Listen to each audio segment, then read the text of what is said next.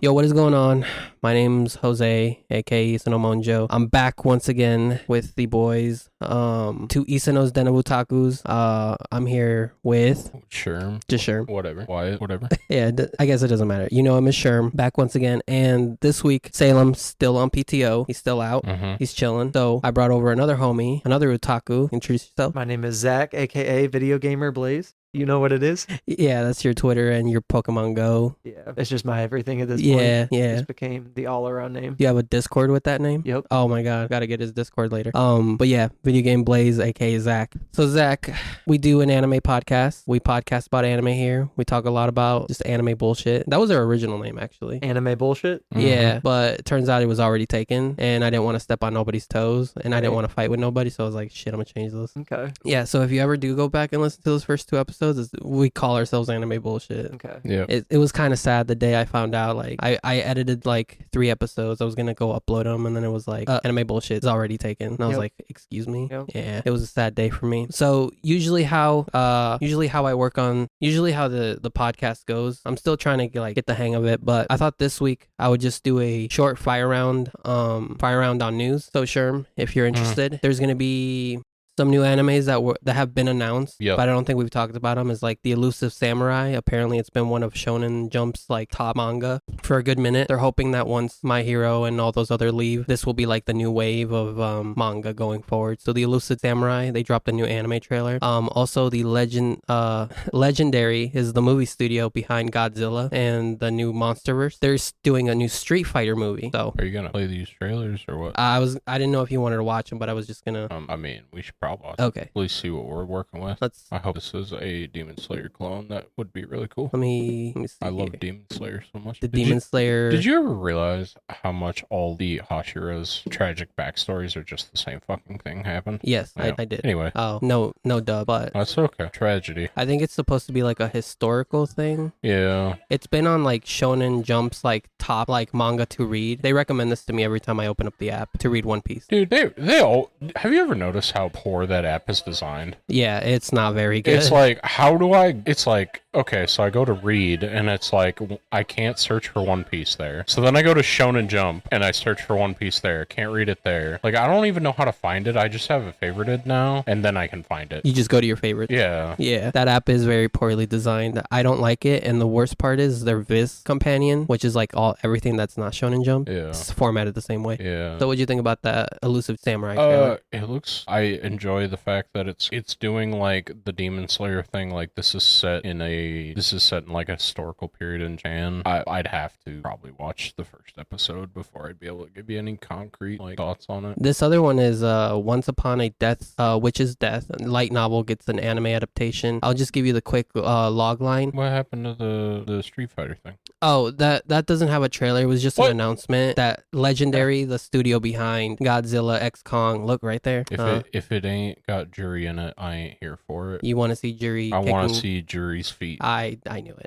But yeah, this other one is a light novel being adapted into a anime. This one is about a witch who's been cursed. She's got to break like the curse by gathering 100 tears. What's the obsession with 100 things in Japanese? The Komi anime was like 100 friends. The Komi anime, the 100 girlfriends that really, really, really, really, really love you. Yeah, there's a lot of reallys in that one. There's a lot of hundreds. I mean, is this fantasy? It's a fantasy, yeah. And like that witch is her mentor. Yeah, I'm infinitely more. I don't know. It's just like this is infinitely better to you. I think the thing that I have a problem with when I watch isekai is like, okay, so a character came from a different universe into the universe we're gonna be in for the foreseeable future, and then there's always that fucking episode where it's like, we gotta do some world building. We gotta explain to this character and the audience what's going on here, and it's like that's where my brain just fucking shuts off. So Zach, as somebody who doesn't watch a lot of anime, we'll tell you that a lot of anime is like the first few episodes are like you get dropped into like this cool world or whatever, and then for like maybe the rest of the season it's just like everybody talking about the world, and then that's it. Right. You don't get to see a lot. I've kind of got that vibe from a couple that I've watched, maybe Sword Art Online. Look at that. Yeah, This guy watched Sword Art. The best anime I love so much. So, do you think I would be more interested in watching that show. Once Upon a Witch's Death? It gives me like what's that show called? Little Witch Academia vibes almost. Oh yeah. Or like mixed with like one of those alchemy isekais that you watched, or like Ulterior Ryza maybe a little bit. Oh yeah. Just like cute character going around doing fucking cute character doing cute things. Yeah, doing random bullshit Love in a that. town. Love that. That's my favorite genre. So that's infinitely more watchable than anything where I get hit by a truck and now I'm in this fantasy world. That's a lot of isekais. Yeah. So we did an episode on isekai, and I just basically like went through it. I didn't really explain that a lot of isekais are just you either get hit by a truck or you just die. You die and then you're I've seen a lot of reincarnated. animes where the main character dies in the first episode. Yeah. Maybe not the full anime, but some episodes. Yeah, a lot of like the beginning episode is like I got hit by a truck and now I'm in a new world. This would be something you'd be willing to watch then? Yeah, maybe. And I don't know about you, Zach. Oh, I would watch it. I don't know. I know that you're like, we'll bring you back if you want before you leave, but like, yeah, this is like, if you end up watching anything, the next time you come around, you should let us know. Let's see. Also, Pierrot Studio. I don't know if you knew this, but back when we did the Magical Girl anime, I kind of glossed that Pierrot Studio did Magical Girl animes, but they stopped, I think, after Toei just basically monopolized it. But they're kind of trying to come back and do a new Magical Girl. Feels like Perot's had enough shit to do because they do all the Naruto, non-seasonal Blacktober, stuff. Yeah, Black Clover. That's like maybe with them moving like that stuff to seasonal, they'll have more time to work on these other projects. Because I imagine, God, could you imagine week to week making a brand new fucking episode of an anime? Every week, week to week on a Magical, like you get 1,000 episodes of a Magical Girl. They don't get a break either. Because I mean, even if there's nothing to like canonically animate, then they'd have to put in filler, and filler's got to get animated. But what did you think about that? Like, I have no interest. That was the best art style. The old stuff, Yeah. like yeah.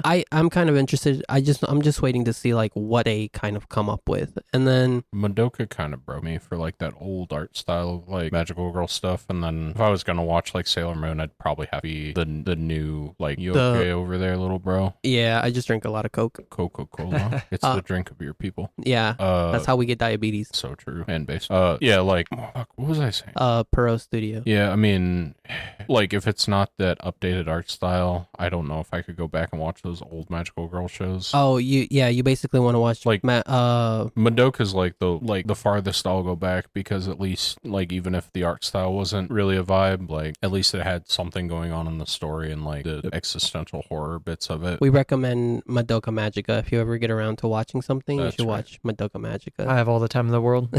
I'll watch it right now.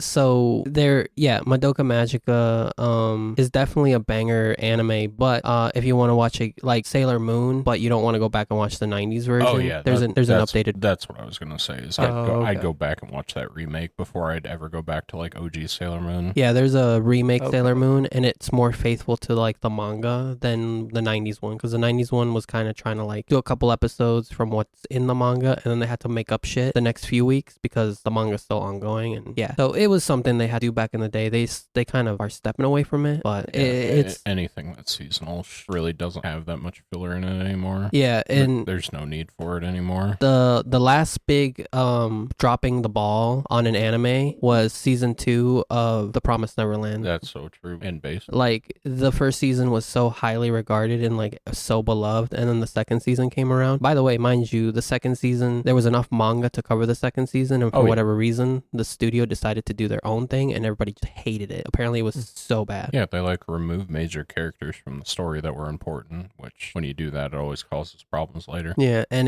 everybody's just hoping they remake season 2 and just pretend that other one never existed. Yeah, I went and read the manga. That tells you a lot. If I'll go and read the manga instead of watching another animated season. So it's one of the few things I'll still rate a 10. Like that first season of Promised Neverland is perfect. He's a big like critic of anime, so like when he rates something a 10, it's because I gave Oshinoko a 10. Oh shit, you did? Yeah, I was already gonna give it a 9 after that first episode, no matter what happened. And then that episode with the actor girl where she's getting online bullied, I was like, this was so well done. Like her descent into madness and her almost killing herself. Like spoilers if you haven't watched Oshinoko. Season 2 is coming out next season in like a week. Yeah, season 2 is coming out in a week. So like that was that extra notch I needed to put it at a 10, even though I don't like fucking Kana. Kana can go die. I love Kana. I don't know. Dude, Kana's such a fucking asshole. And then they're like, yeah, let's redeem her character. And it's like, no, I remember how you treated fucking Aqua and Ruby, and like, fuck you, Kana. Okay, she was like 5 though. So fucking Aqua wasn't like an asshole to her. He was just like, I don't know why this girl's so mean. I'll just do my acting.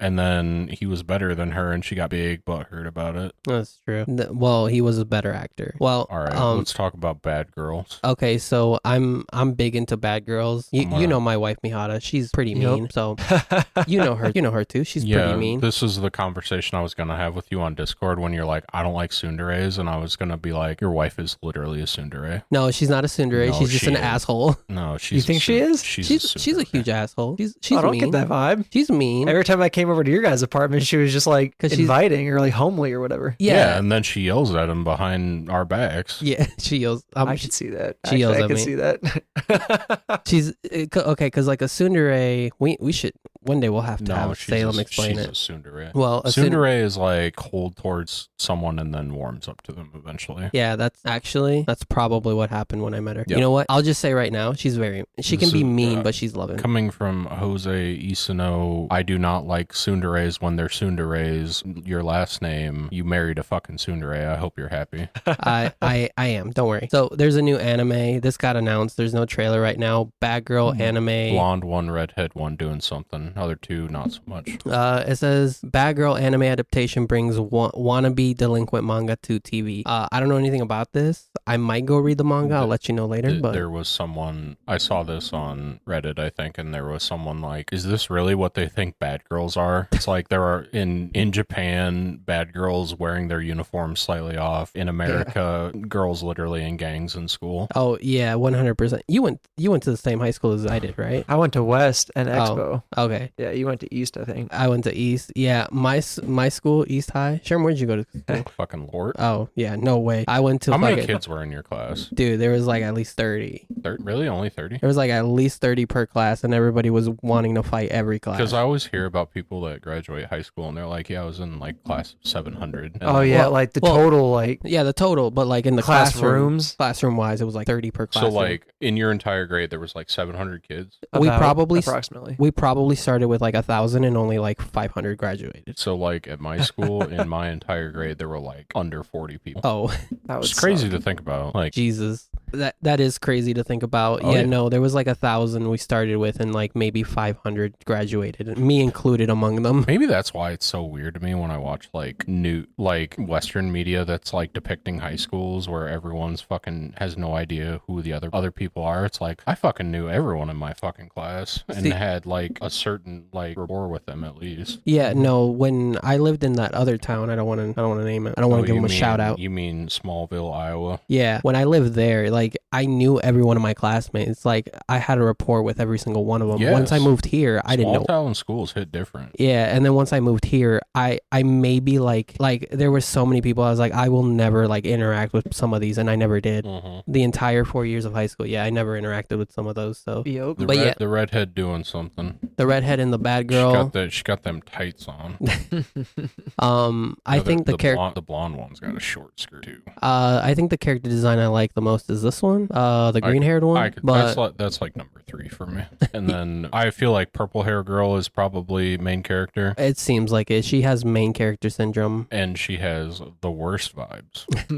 Well, not doing anything. I'll probably watch this, but if it's bad week to week, it might end up going in the drop bin. But we'll see. And that was the announcements for this week. But Kaiju number 8, season 2 has been announced. Yeah. No surprise. Real quick, would you give Zack a Kaiju number 9, Kaiju number 8 recommendation? It's fine. Okay. What about Windbreaker? Windbreaker, the fights are enjoyable. Yeah, the fights in Windbreaker were really good. Man, that fucking torpedo kick to the head on that one dude. Like that fucking snap, like the personality swap was so good. Like it gave me big Tokyo Revengers vibes, but I wasn't mad at it. Like, because they did the building of like the dread, because you knew something was gonna fucking happen when he touched him, and then just the fucking like half a second fucking kick to the head, dude's on the ground. 10 out of 10 that moment. Well, I put that in the top 20 anime moments of all time. Well, good news, Kaiju number 8 anime and Windbreaker anime getting second season. So if you were into those, they'll be coming back. Don't worry.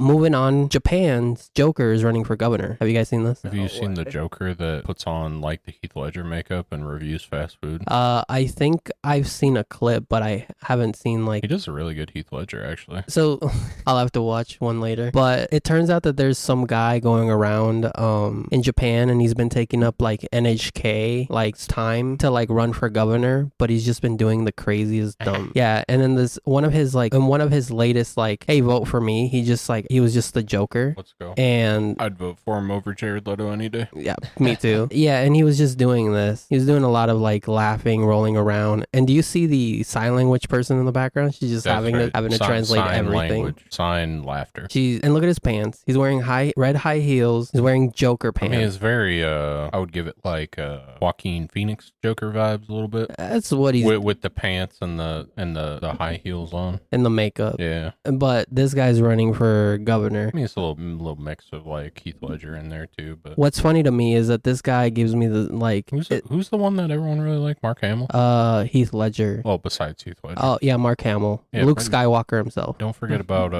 who was it? The fucking old, like from the old Batman. Oh, Cesar Romero. Yeah, Cesar Romero. He was like in the Adam West Batman.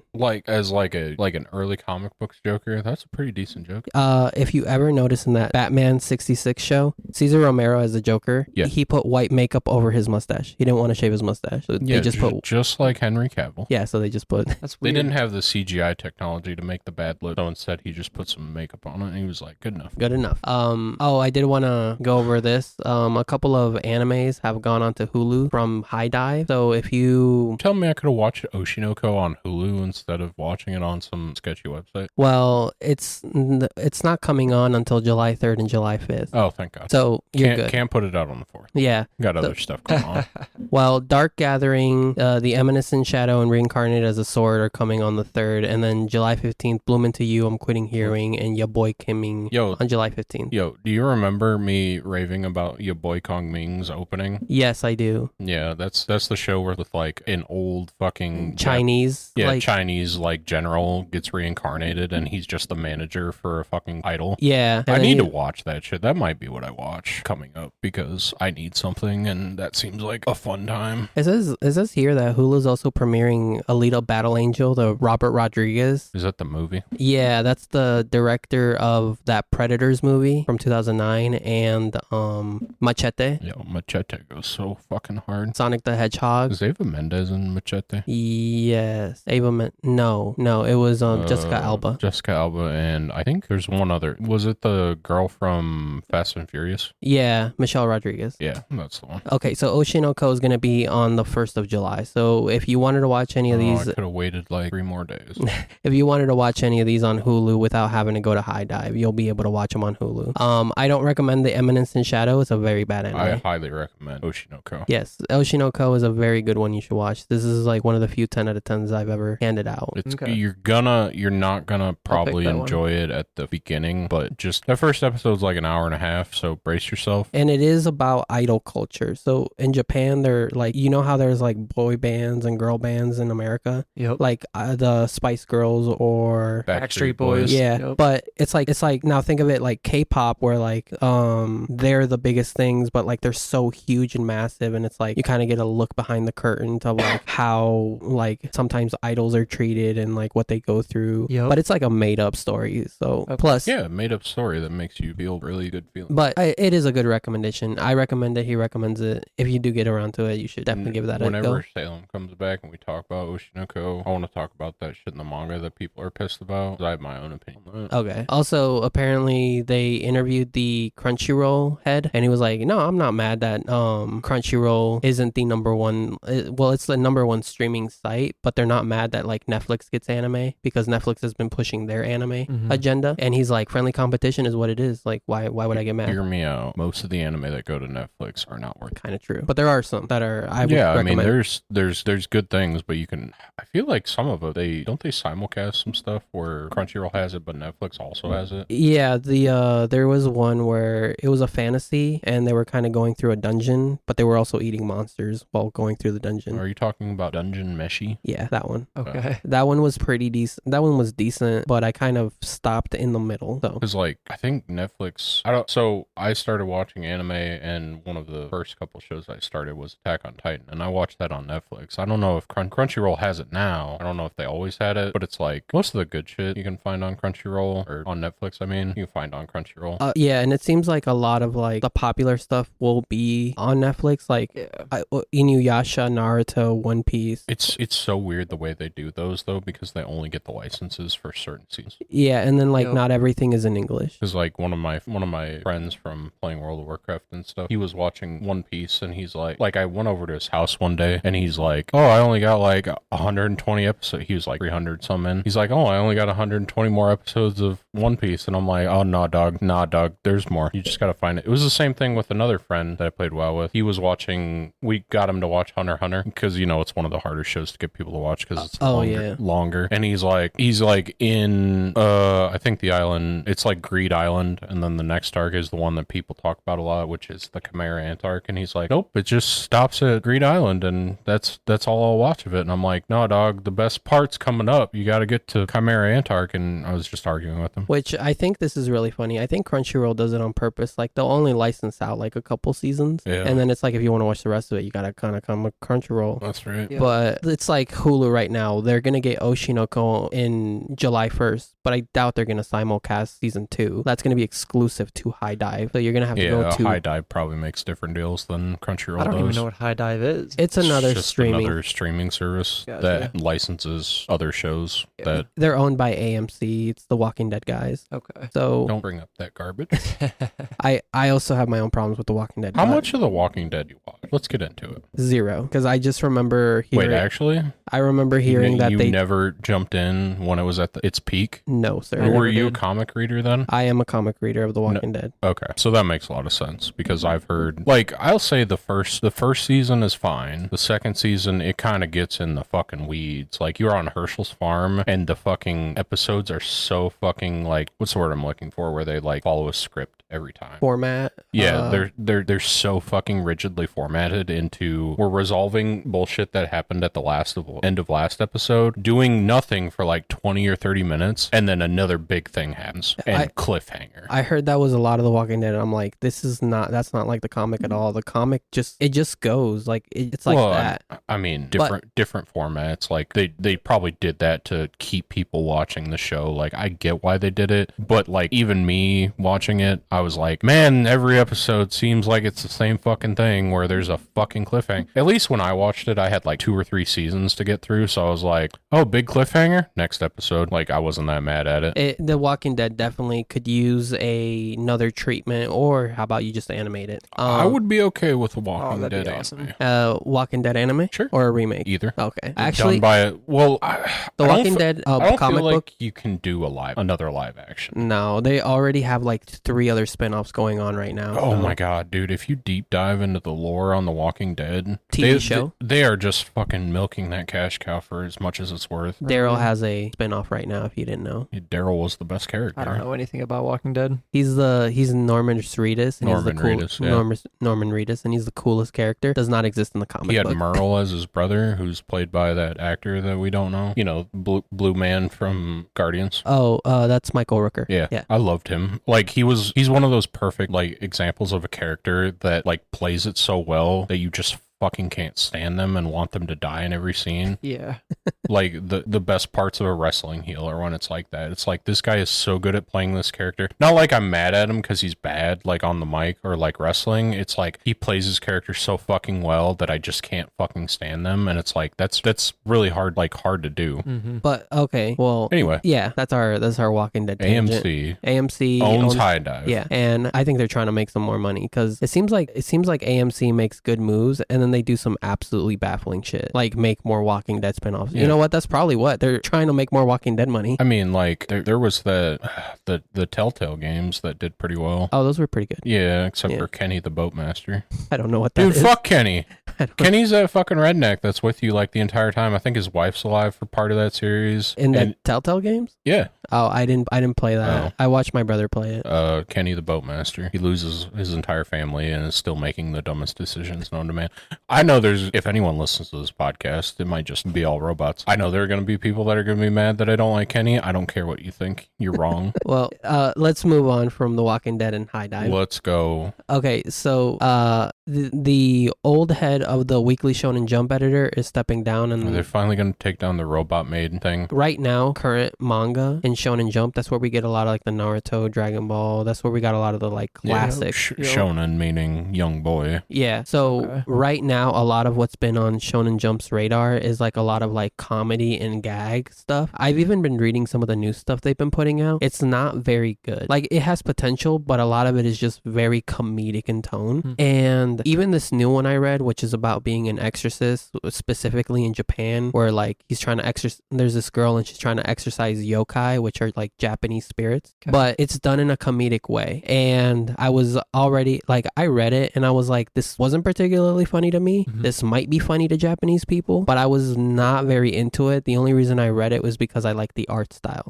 And if that guy that approves this stuff is stepping down, then we might get some more good stuff, because I remember there were a couple other things that were getting put in a Jump, like they were getting put out, and then for whatever reason they get axed or they get canceled, but yet we keep things like this robot maid around. That's the editor's pick. The like Exorcist, oh my god, there's been like so many Exorcist manga that have just been on Jump lately. I'm not reading any of them. And by the way, one of the new Exorcist mangas that came out was by the Tokyo Revenger author.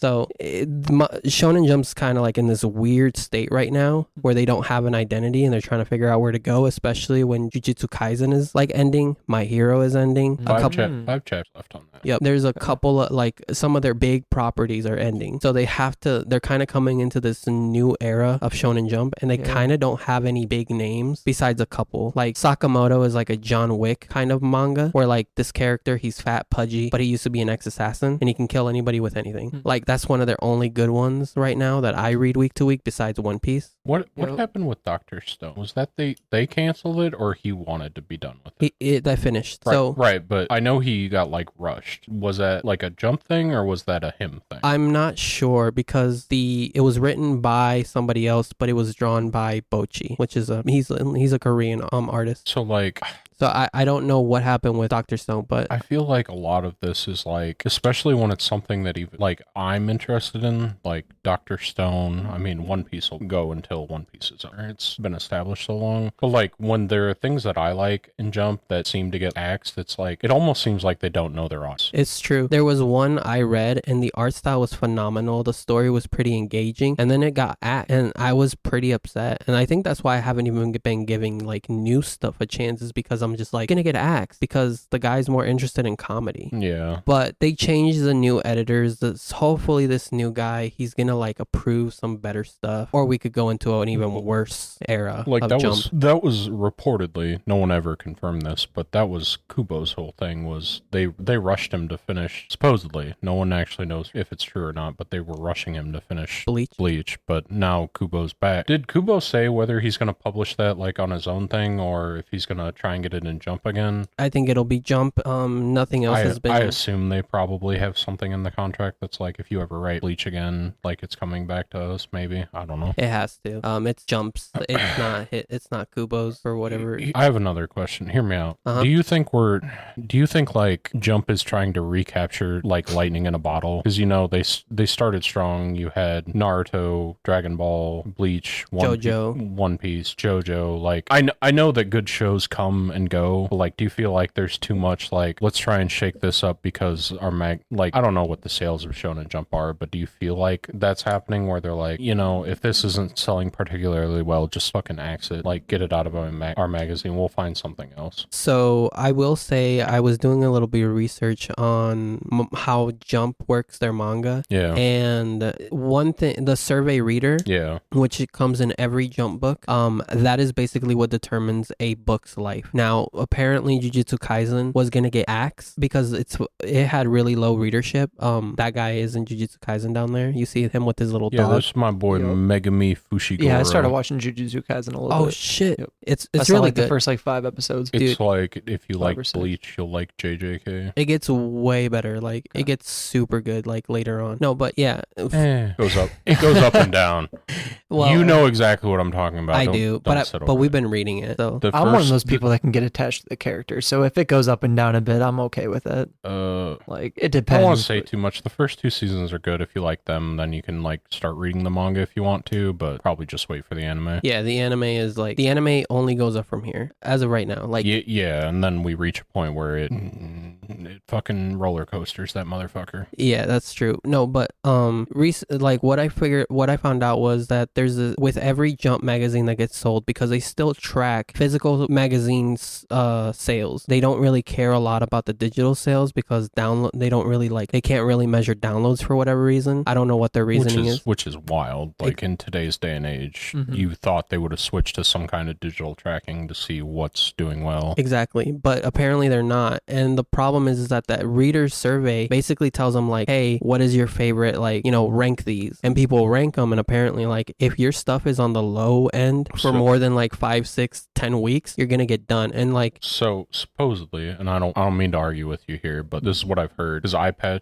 Super Eye Patch Wolf did a lot of deep dives on like exactly what I was talking about with Kubo, and it's like that is part of it, like that reader submission is part of it, but it's not the whole story, because there have been like other things that were popular with readers but got cut. Yeah, so like, it's a part of it for sure. It's just not the whole story. Like it might be that the editor had big influence on it too. No, he does, because like I was saying, the Jujutsu Kaisen was getting ready to be pulled, but there was people behind the scenes that were like, I managed to get you some more time to finish your arc up, and apparently like it might be like a executive decision at that point. Like readership might be low, but it's like this is so popular in the anime, like we're gonna keep going because people are eventually gonna come back. And the only reason I guess Jujutsu Kaisen was saved because people wanted to know what was going on with that flying fetus. So which flies? At the talk about the death womb prison thing? Yes. Yeah, so that was one of those gay yap sessions that I kind of just skimmed over. Because I didn't fucking understand what the fuck was going on. Well, apparently like his readership wasn't that high, even though his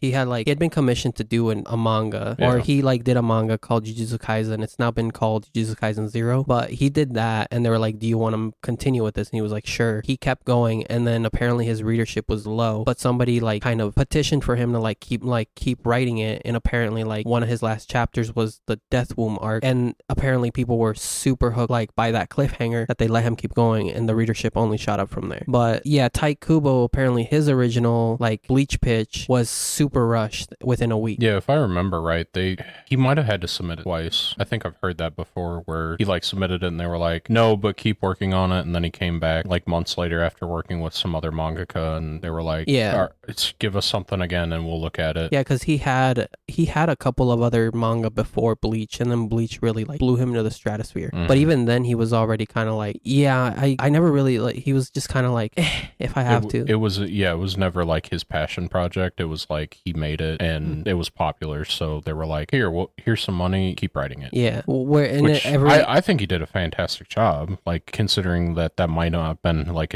what he wanted his life's work to be. Like, I think he did a really good job, Bleach. And it's hit and miss in some spots. But. And right now, like I said, Jump is in this weird state because there's not a lot of stuff on there that you immediately want to go to and read. So I'm hoping this new change in leadership will bring in different collaborations.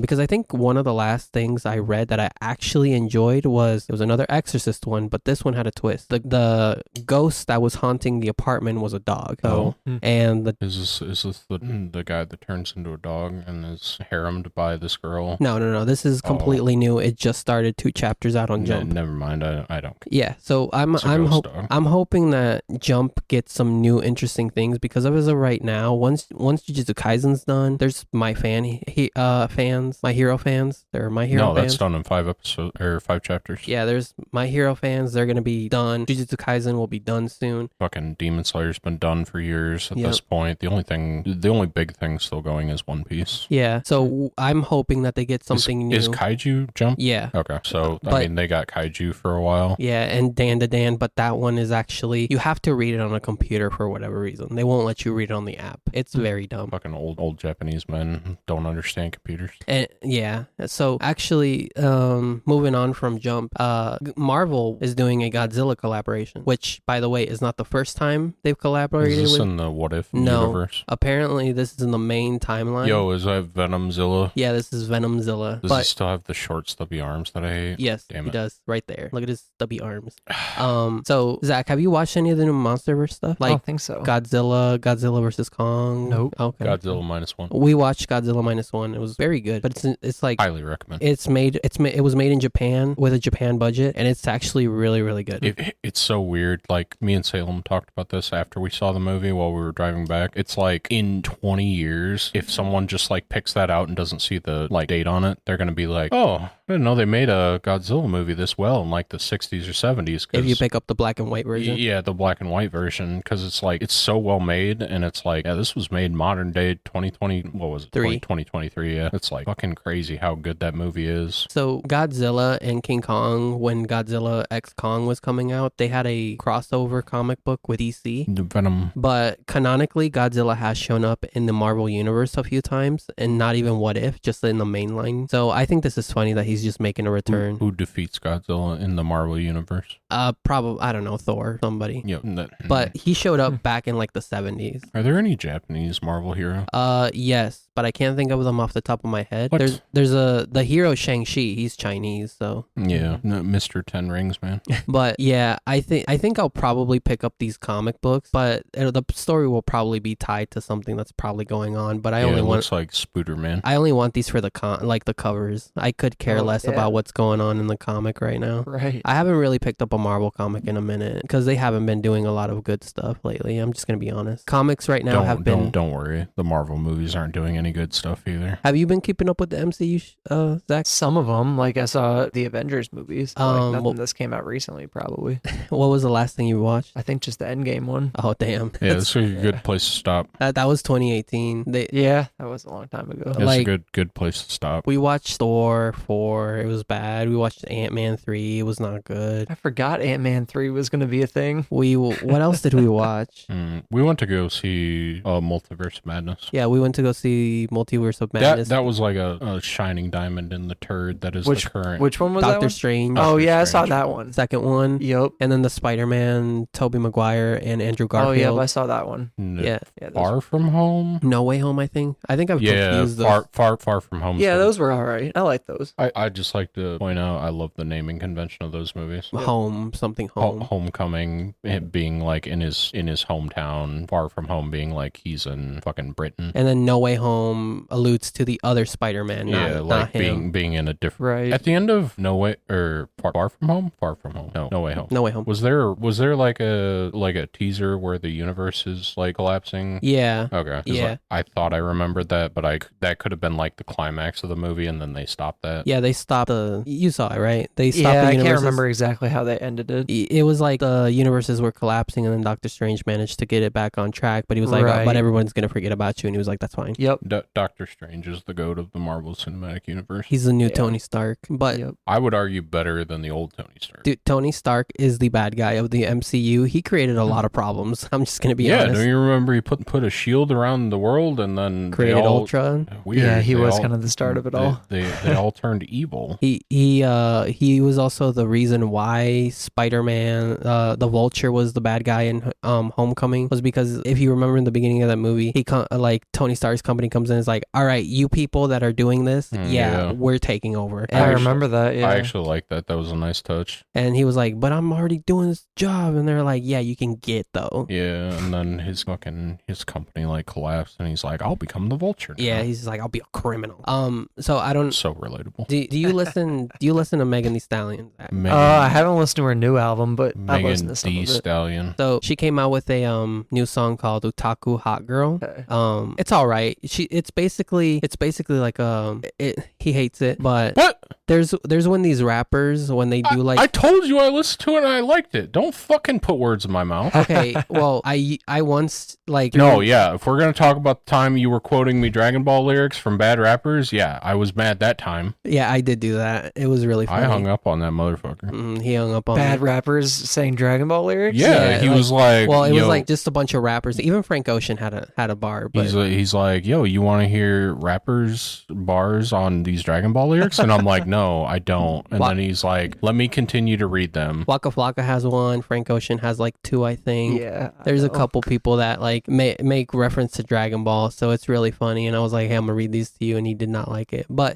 Megan Thee Stallion came out with Otaku Hot Girl, and she's just basically quoting like Sharingan, Sasuke, Jujutsu Kaisen. She sampled the Yuji Itadori thing. Yeah, and then the beginning of the you remember how like Yuji's like, I like a girl with a big ass. I don't know. What's that from? He might Jujutsu Kaisen. He might not have gotten there yet. Oh well, Probably not. yeah, Or maybe. Yeah, Yuji at one point he goes, I like a tall girl with a big ass. I think I remember that. Which is funny because he mentions Jennifer Lawrence and she's only like 5'11" or something like that. And Megan is only 5'10", so he needs to. Well, I guess in Japan that would be tall. I don't know though. I don't know what the average height is in Japan. Do you know that reaction meme that's like, it starts out with a guy that's like, yeah, I thought it was pretty good, and then that other guy comes in loud as fuck and he's like, Kendrick, drop another diss track and my life is yours.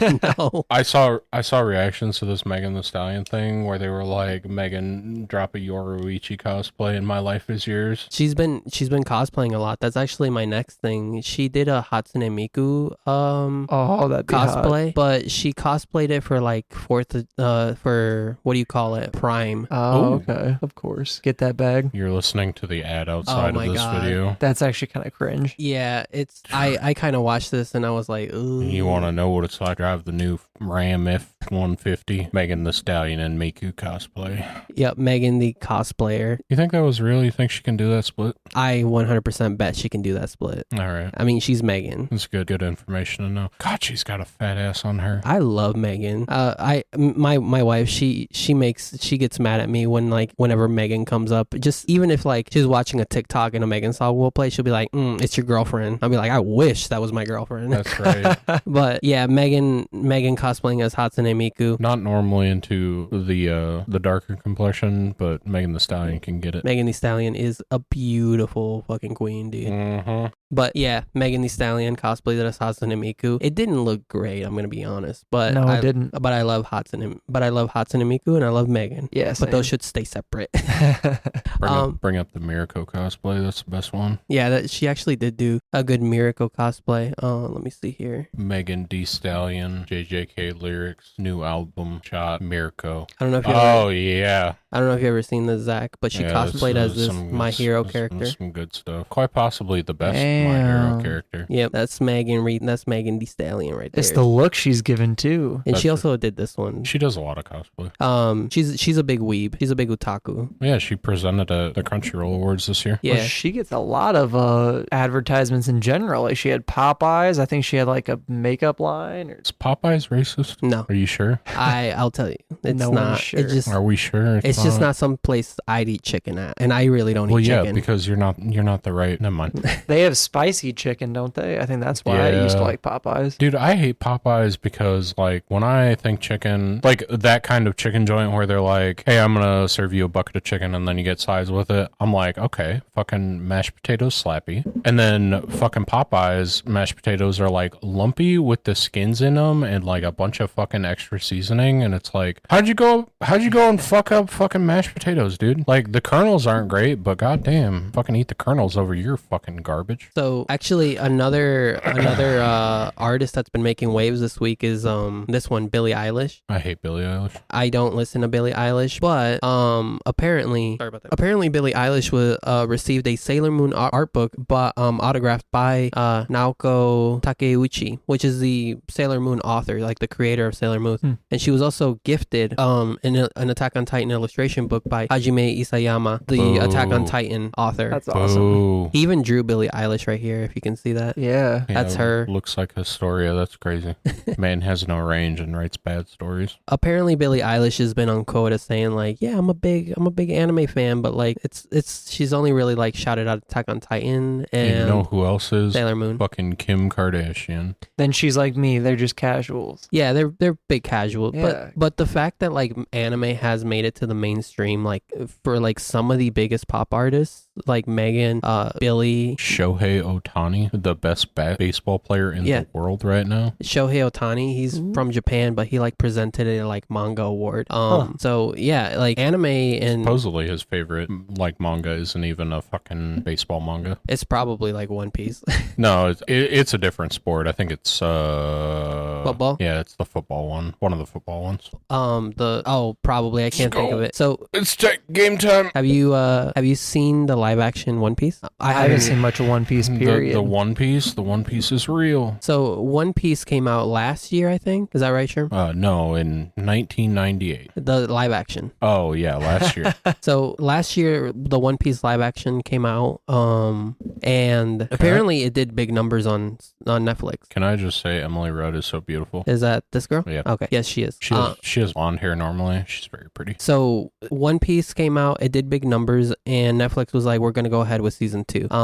And they have cast a couple of people. Yeah, let's go. So David Desmachian. He's gonna be number 3. Polka Dot Man. Yeah. Have you seen that Suicide Squad? The new one? None of them. You should at least get to that second one. Don't watch the first one. It's really bad. Watch the second. The first one's bad. If you get to a point in the movie where a character is staring out a window eating a piece of chicken, you're watching the wrong one. Yeah, you don't want to be watching that. Because it's very confusing. Because Margot Robbie's in both movies. In both movies, so is Amanda Waller's character. Yeah, but the second one is better. It's the one with John Cena in it. That's the one you want to watch. So yeah, this guy got cast as number 3. Everyone's kind of excited for him. That's a good casting. This man is also a good casting for this character. Yep, he's definitely going to get the look down for number 5. Do we know him from somewhere else? I can look him up. Just highlight it and right click search Google for Let's see his IMDb. Because I feel like I've seen him in other stuff. Mary J. Blige. He doesn't look like he's been in a lot of mainstream stuff. No. Yeah. Okay. Well, I was curious. The guy who is going to be number 5, I think he looks the part, especially with this like photo they used for him. Yep. Let's see. Miss Valentine. I don't remember this character from the anime, so I don't think she's very. No, I think she has the kilo fruit where she can like raise how heavy she is. Oh yes, I think that's what it was. She looks kind of like on point. I can't wait to see the other guy flicking his boogers as bombs. This guy? No, the black guy does that. Oh yeah, he does. That's another character where I'm like, I don't know what that one does. It's been so long, and I don't think he was very important. Also, no, this guy's definitely like fodder, but I think he sticks around for a good minute. And then this guy, he's the one at the entrance to the Grand Line. That's a very good casting. He's like at the lighthouse. He's the is one he that with the whale? Yeah, he tells him about Laboon. Laboon. He was in Game of Thrones. Goated with the sauce. Oh, he was in one of the bad Thor movies. He was in the second Thor movie.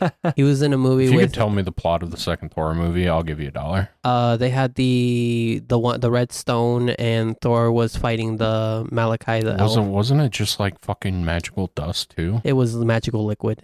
Yeah, it wasn't like even a stone. This is gonna be interesting. I don't know how they're gonna fucking do this shit. The giants. Yeah. So these guys are giants. Zack. Yeah. That's my boy Dory and Broggy. Like I can maybe see if they give him an artificial beard. I just don't know how they're helmet. gonna fucking actually, like, I've said it before, like, especially before the first part came out, is like, man, I don't know how long they're gonna do this, because there's a certain point they gotta call it quits. Yeah, it's so long, and especially if they even try to like catch up to like what's currently happening. It's not even that. It's like, how do you do the fucking like some, because there's the a lot first that they're gonna have to the cut. first season was fine. Like Luffy throwing rubber punches looked a little goofy, but it felt like fine in the context of the show. But like, I mean, I guess they have the technology to do a Sandman, but eventually we're gonna get to some fucking real bullshit, and it's like, I don't know how you even make that look halfway decent. They did Sandman in 2007, so yeah, I'm not saying you can't do that part, but like, how the fuck you gonna do Wapple? yeah, it's gonna be a little weird because Wapple is just like a ball with feet. Yeah, he like fucking eats things and incorporates them into his, but like Smoker, I think they could do easily. Yeah, Tashigi shouldn't be a problem. Dalton shouldn't be a problem. Like Tashigi and Dalton, they're just like humans, human characters. As Smoker, he's a human, but he has the smoke fruit, or what is it? Yeah, it's a smoke fruit. Yeah, and he's like smokes 2 cigars at one time and stuff. It's so funny. Yeah, there's gonna be a scene where that child drops that ice cream cone on his foot, and they think he's gonna get mad at him, and then he's gonna like, be really nice. He's super nice. He's really nice. Except to pirates. Yeah, he hates pirates. But like,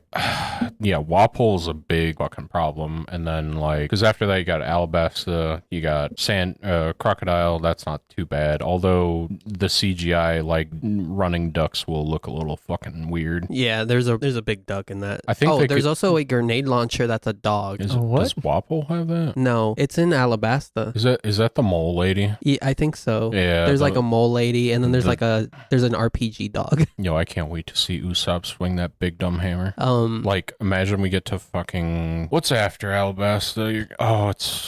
It's Sky Island, isn't it? I think so, yes. Yeah, there's a lot in there. Yeah, like, Eminem is there, and he has lightning powers. It's just a character. He looks like Eminem, but he's got like long ears. Yo, pull up a picture of Anel. Show my man's what Eminem looks like. Like, yeah, oh god, the long ears thing's gonna be weird. I hope they make like conservative cuts to some stuff. Like, do you need to have this character with these long ass fucking earlobes? Probably not. Look, he even like tucks some bag just because it's so long. That's right. What the hell? It's like some characters you could probably make like some like fine cuts. Like, you don't have to have his eardrums that long, but like some stuff, it's like, this is pretty fucking integral to the fucking plot of the story. Like, how are you fuckers gonna do this? Yeah, which is gonna be weird. Like, at some point they're either gonna have to call the One Piece anime quits, or they're just gonna have to like try and adapt the show 1-to-1, which I think would be impossible. I think they're just gonna quit at some point. Yeah, fucking 2050 when we're all dead from nuclear holocaust. Fucking Kaido's gonna go crazy.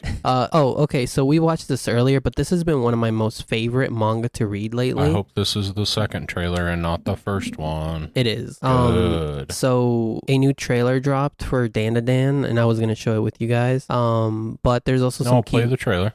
I will. There's a couple of key visuals, but these two are my two favorite characters. The grandma's pretty good. Isn't she a turbo granny? Yeah, she's a turbo granny. Hold on, let me just pull it up on YouTube. Turbo granny. Yeah, she's like a grandma that runs like over. I think when I looked it up, DanDaDan. she can run like at least 40 miles an hour. Make sure it's trailer too. That's right. Yeah, I hope that's the opening. It's just that funky jazz. And like even like this has been one of my favorite ones because it's just kind of insane. Like, it's just insanity. So like, girl believes in ghosts. Boy believes in aliens, but they don't believe in vice versa. Okay. They like dare each other. That's her grandma. Let them cook. They dare each other to like go visit a place that's like known for aliens, known for ghosts, because they don't believe in either. But it turns out both are real. I said this earlier, but this looks like it would be fun to watch on an acid trip. That's what he was saying. I don't think I would do that.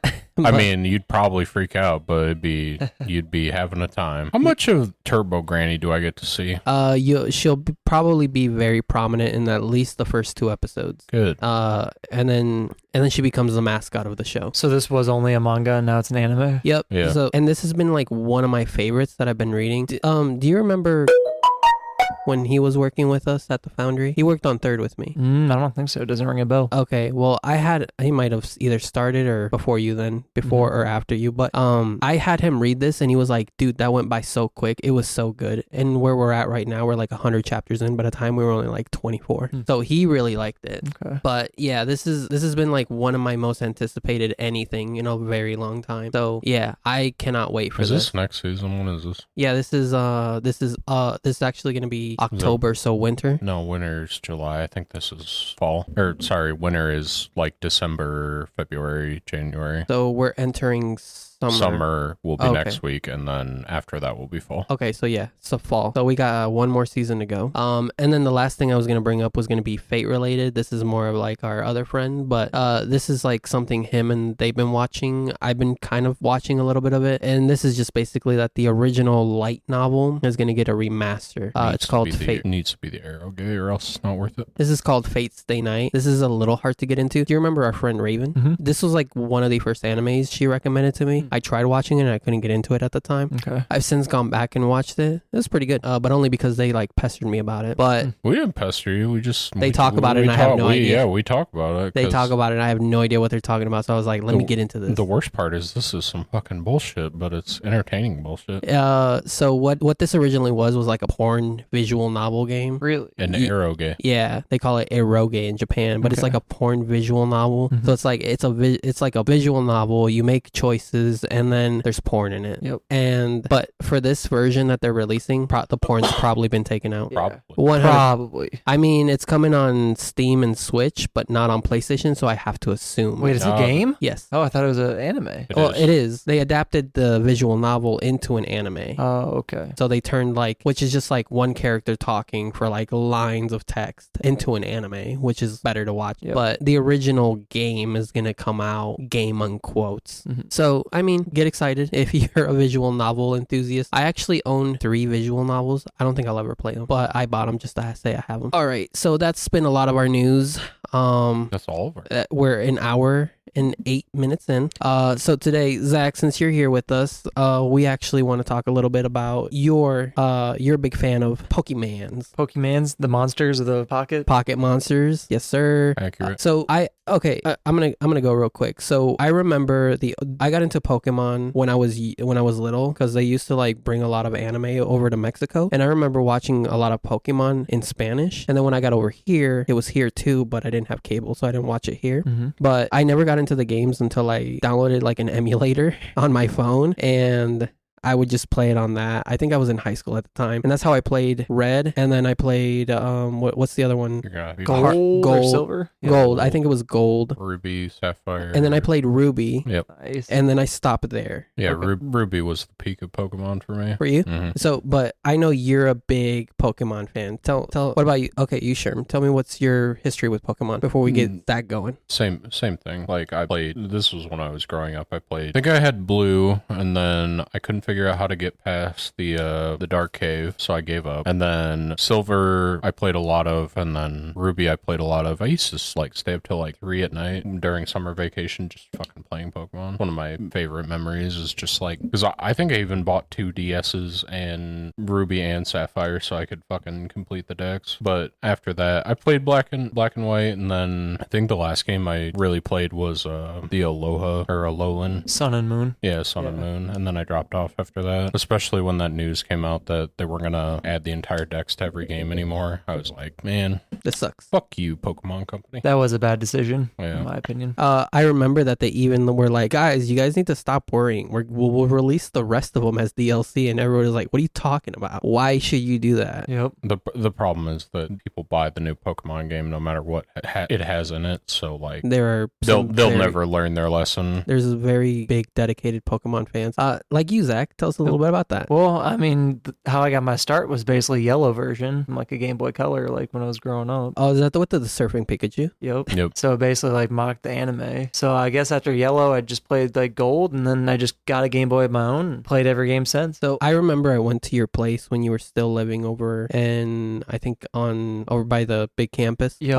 And you showed me you just had so many Game Boys and DSs. And how many 3DS did you have at the time? 3DSs, I probably have about 3 or 4 if you count like the XL models and everything. Yeah, I kind of do. I do. Yep. And so what got you, like, what is it that about Pokemon? Because you even had like stuffed animals and stuff like that, which I thought were kind of cute. I was like, oh, I kind of want some of these. And even my wife Mihara, she was like, oh my God, Jose, look at these. They're so cute. And I was like, Mihara, chill out. And I think you even have like, because at first I thought you were like a big Nintendo fan, but it turns out that you were just a big Pokemon fan. Did you even play like the Nintendo 64 Stadium stuff? Oh yeah, I loved the 64 Stadium mini games, and I would always be playing I'd have the transfer pack, and I could play the Game Boy games on Stadium. So then, what has been like some of your favorite Pokemon? Like not Okay, let me rephrase that. Okay. What has been some of your favorite memories with Pokemon? Like what is it about Pokemon that made you such a devoted fan of Pokemon? I think the thing that mainly made me devoted was 4th gen. Like a lot of people will say, like he said, Ruby is like the cap of Pokemon. I disagree, because when they came out with internet and they would have the in-store events and trading and battling over Wi-Fi, just kind of took it to the next level. So that kind of changed it up for me. I didn't have a DS at the time. I had a PSP because I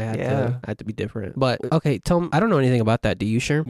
About the store and the internet, like playing over. Well, like GameStop or Toys R Us would like host events, and you could go and get one specific Pokemon. Yeah, it'd be like special Pokemon, event Pokemon, like Jirachi, Celebi, all those like mythical Pokemon. Oh, kind of like, okay, I've seen stuff like, like the only way you could get a like legal, legitimate like Mewtwo or Mew was like if you went to some event in Japan at the time and stuff like. Okay, so that's what you mean. Okay, so well, like, so seeing as how like you think the peak is Gen 4. Was it Diamond and Pearl?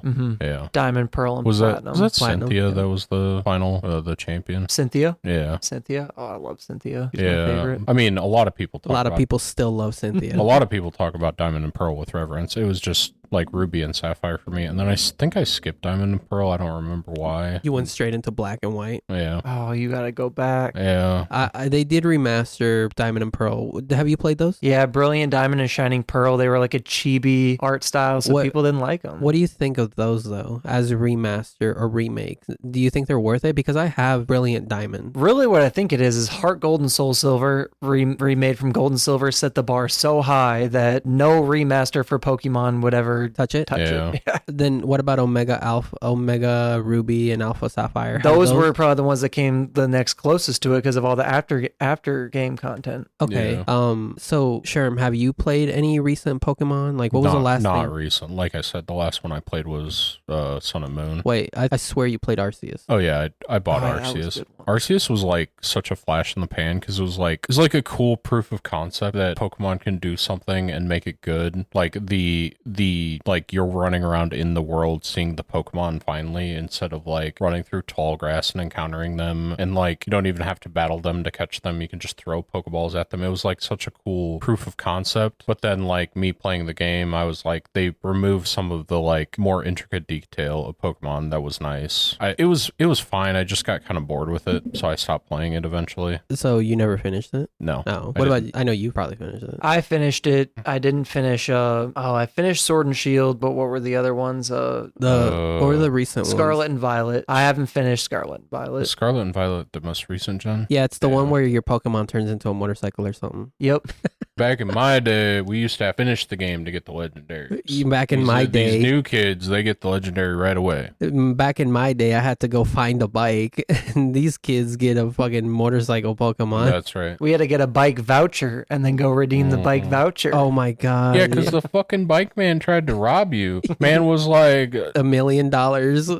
So, funny thing, kind of like how the One Piece berry system works, that's just a translation of the Japanese yen. That's probably so true. It's like $100,000 for a bike, which is still outrageous. Still, because you were still like fighting Boy in the like Bug Boy, and you were only getting like 10 cents out of him, so you would like it makes a lot more sense when you realize, oh, it's just the Japanese yen. It's just Japanese money. So it's like, oh, he paid me 100 yen, and it's like, ooh, that's $1. I like one of the only tidbits I know about the original Pokemon Pokemon is like, hey, do you know the guy who was like passed out that needed his coffee? He was in the Japanese version. He's actually just a drunk. That's like a classic. Did you know? Classic fucking like censorship Oh. when it comes across the pond. Yeah, they were.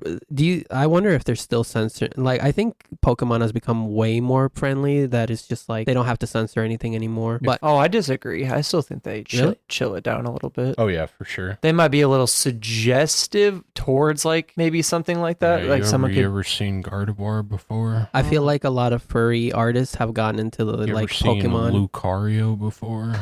You ever seen a Mega Lopunny before? Oh God, doesn't she have she's tights? Literally ripped tights.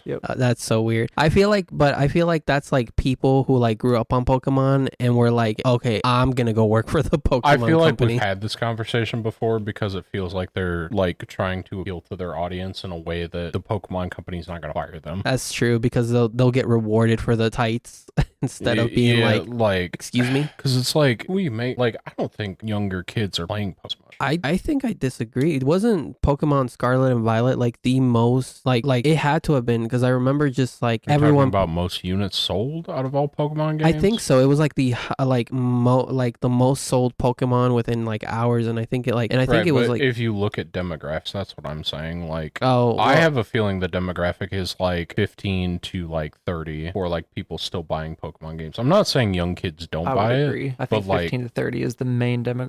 Probably. yeah, So like, you're probably right. I kind of want a side tangent here for just a smidge. Like, a lot of people talk about how League is dying, and it's the same fucking problem. Not that I care. Fuck League. It's not the point. It's like, it's so hard to like get a new generation to pick up and play your game that maybe it's not worth it anymore, and you should just appeal to the people that are still playing your game. You might pick up people like incidentally along the way because they're just going to be like, hey, what are you doing? Oh, I'm playing Pokemon. Do you want to like fucking 8-year-old niece or nephew? Like, oh, I'm playing Pokemon. It's got these cool monsters and you battle each other. Like, you probably get some people just like from other people like getting them into it, but I don't know how much young kids are getting into Pokemon anymore, especially now that you have to like own a Switch to play the newer Pokemon games. My sister, she's 8, and she bought Let's Go Eevee, and she bought Sword and Shield, but she didn't really touch them besides like the first few opening hours. I don't think she like even got any further than like leaving the town. Yeah. I think Pokemon is so big, they need to do a better job of doing both, appealing to younger audiences and older audiences Because at the same time. I tend to bring this up a lot because like you're right, a lot of adults are the ones that are buying Pokemon because I have a lot of adult friends, you everyone, and then I interact with a lot of kids because I have a lot of nieces. I don't, my wife does, and then I just have to sometimes interact with kids, and yeah, like you ask them like, hey, what are you currently on? Like, what's the popular thing with kids right now? Pokemon's not one of them. Fortnite. Yeah, it's Fortnite and Roblox. yeah. Dude, Roblox is so crazy. Roblox is massive. So yeah, you're right. Like no kid is out here playing Pokemon like that. Nope. It's a lot of adults. And what I think the Pokemon company should do is they should appeal to adults more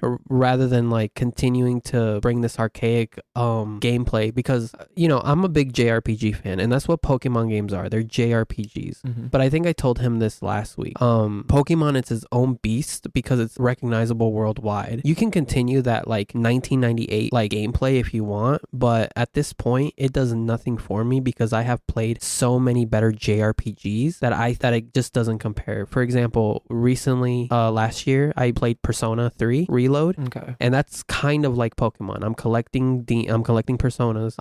I have to make them stronger, and instead of keeping your persona up to level 99, I have to make the choice of getting rid of my persona and fusing it with another persona, and I get a new persona. So I think that's kind of cool, and it was like that's a revolution of the demon system, which is because Persona is a spin-off of Shin Megami Tensei, which used to just be collect demons. But once you collected a demon, it wouldn't evolve past a certain point. So you had to make the decision to fuse it with another demon, and then once that demon kind of ran its course, you would have to go find new demons to fuse use your old demon with, or just get rid of your demon altogether and find new powerful demons. So it's kind of like that. But Atlas has evolved their like demon collecting or persona collecting a lot in the last 25 years. But I feel like Pokemon has done nothing but stay the same. I think that's been like my problem, which is like, that's why I think I enjoyed Pokemon Gen 1, 2, and 3 was because it feels more like early JRPGs. And then 4 it just continues with a nicer shade of like paint. Yeah. And yeah, like they're fine for what they are, but the newer ones, it's just like a chibi character running around and it just feels so slow. It just feels like I'm not getting anywhere anytime soon. No, Sun and Moon, they've kind of switched to that, right? They switched to that Arceus style, right? A little bit. With the Switch games they did, not so much Sun and Moon. Like, Scarlet and Violet, it feels more like that's Breath of the Wild influence kind of. It's like they're making strides. They're just like some of their decisions seem archaic and weird. It's like the entire thing coming out with I forget which one it was. It was either Scarlet and Violet or the one before where they were Sword and Shield. Sword and Shield, yeah, that's the one it was, where they were like, hey, we're just not going to put all the Pokemon in the decks anymore. And it's like, it was already kind of a pain because you had to usually own both games or be able to trade them in some way to complete your decks. But like, it was achievable. Now it's like, it's just DLC. Just the part of the decks is missing. The DLC had new story because Sword and Shield, I got the DLC and played some of it. And the story that I did play of it was pretty good. But but the rest of the Pokemon come with it, right? I don't know if they all do. No, and there's multiple DLCs, so it's like you can't just buy one DLC. I don't think they all do. I don't think they all do. I think they release a certain number and then in Sword and Shield right now, I don't think you can get them all. Can you? Which I don't know for a fact. Yeah, I have. Like I said, I stopped at 3rd gen. Competitive Pokemon players, like they have multiple tiers. Like you have Ubers, OU, UU, like Ubers, overused, underused, so on and so forth, and it goes down. And then I think on the website that most people play on online, where you don't require the game, they have like anything goes, which I think is Pokemon that aren't included in like Sword and Shield. That's actually something else I kind of wanted to ask you about. Or both of you, are you guys aware of the like people who like specifically breed specific Pokemon like to get a certain? Oh yeah. I didn't even know that was a thing you could do. Really? I had no idea. That's so weird. So the first game had one of the, because there are two different types of like values. It was like effort values and inherent values, I think. In the original Pokemon game, they were a little fucked up, but I think like Gen 2 or Gen 3, they really solidified it. I think that was also when the special physical split happened. So it's like 3. Yeah, there's a lot of people that like spend hundreds of hours like breeding the perfect Pokemon that has the perfect moveset, like all the stats they want on it. Fucking crazy how far people go. I was talking to somebody who used to work like when Scarlet and Violet came out. There was this dude I was working with at the Foundry, and he was just like, "Hey, dude, I'm playing this game." Actually, there were two people that were playing it, and they were both like, "Oh, dude, I'm trying to breed the perfect Pokemon." And the other person with the rainbow hair, they were like, "Oh yeah, no, dude, dude, I'm just trying to like, I'm trying to get the perfect Pokemon right now. I'm just trying to like get through. I'm just trying to like get through it so I can play it again." And I was like, "Holy shit, you guys are intense!" Like they were like, like it was fun, but that's what I meant. I guess that's what I meant earlier. But like, you know, when Scarlet and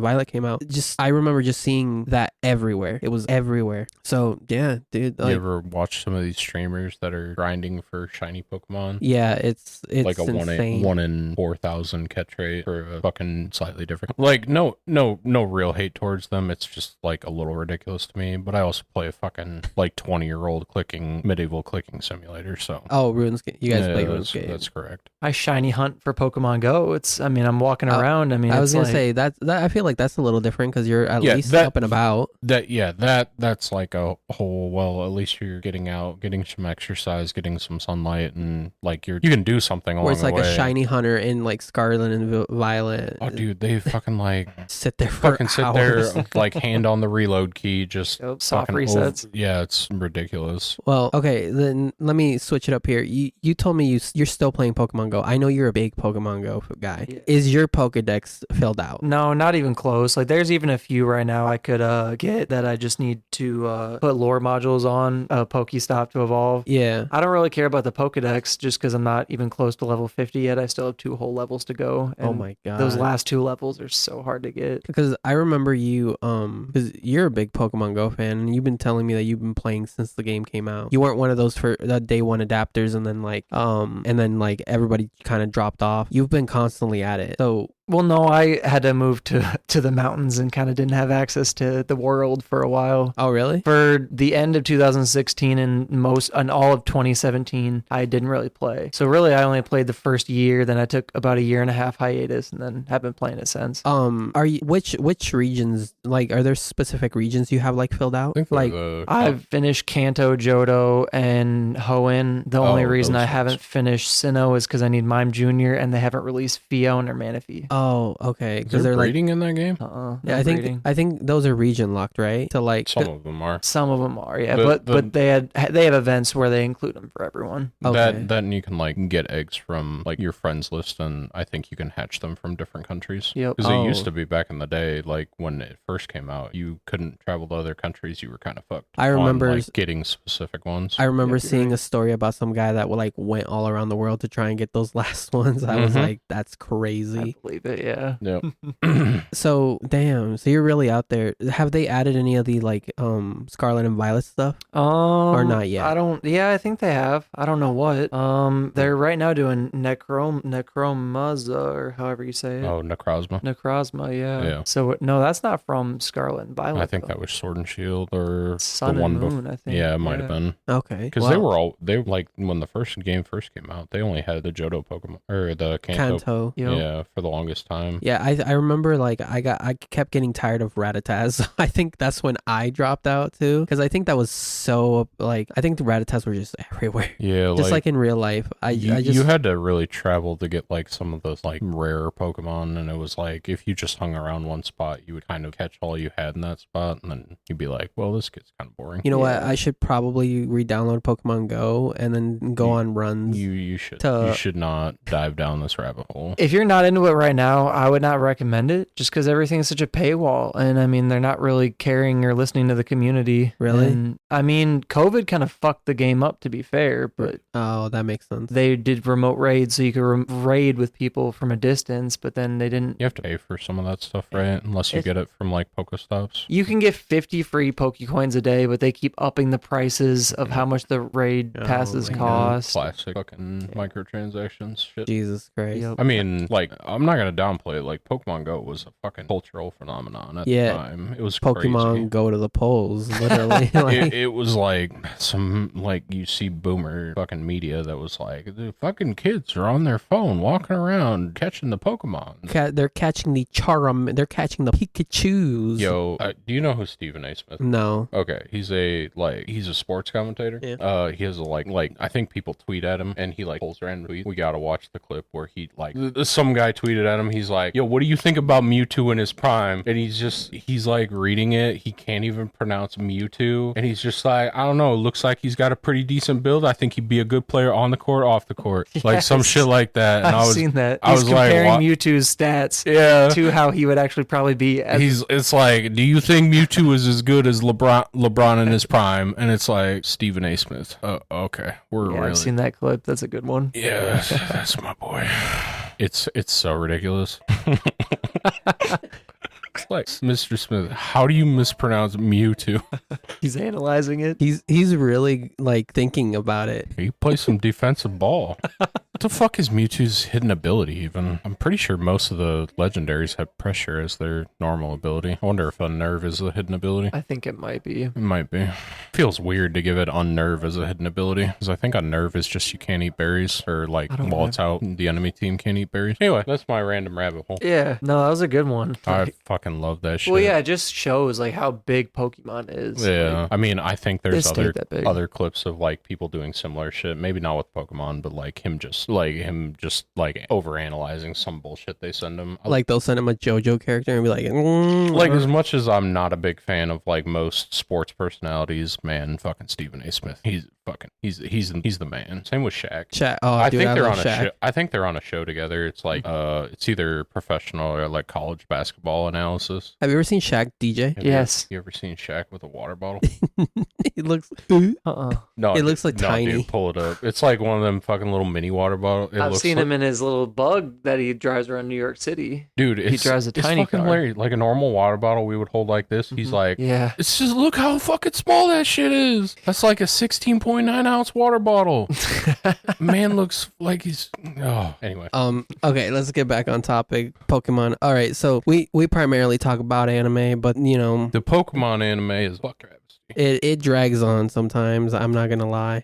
How far did you get to, Zach? Like, I've watched most of Black and White. That's how far up I got to. But so you're saying you watched all of it up to Black and White? All of it up Holy to Black shit. and White. There was a time when I finished watching all of the Yu-Gi-Oh series that I was gonna watch. I'm not gonna watch fucking Sevens because that's some fucking bullshit that's not Yu-Gi-Oh.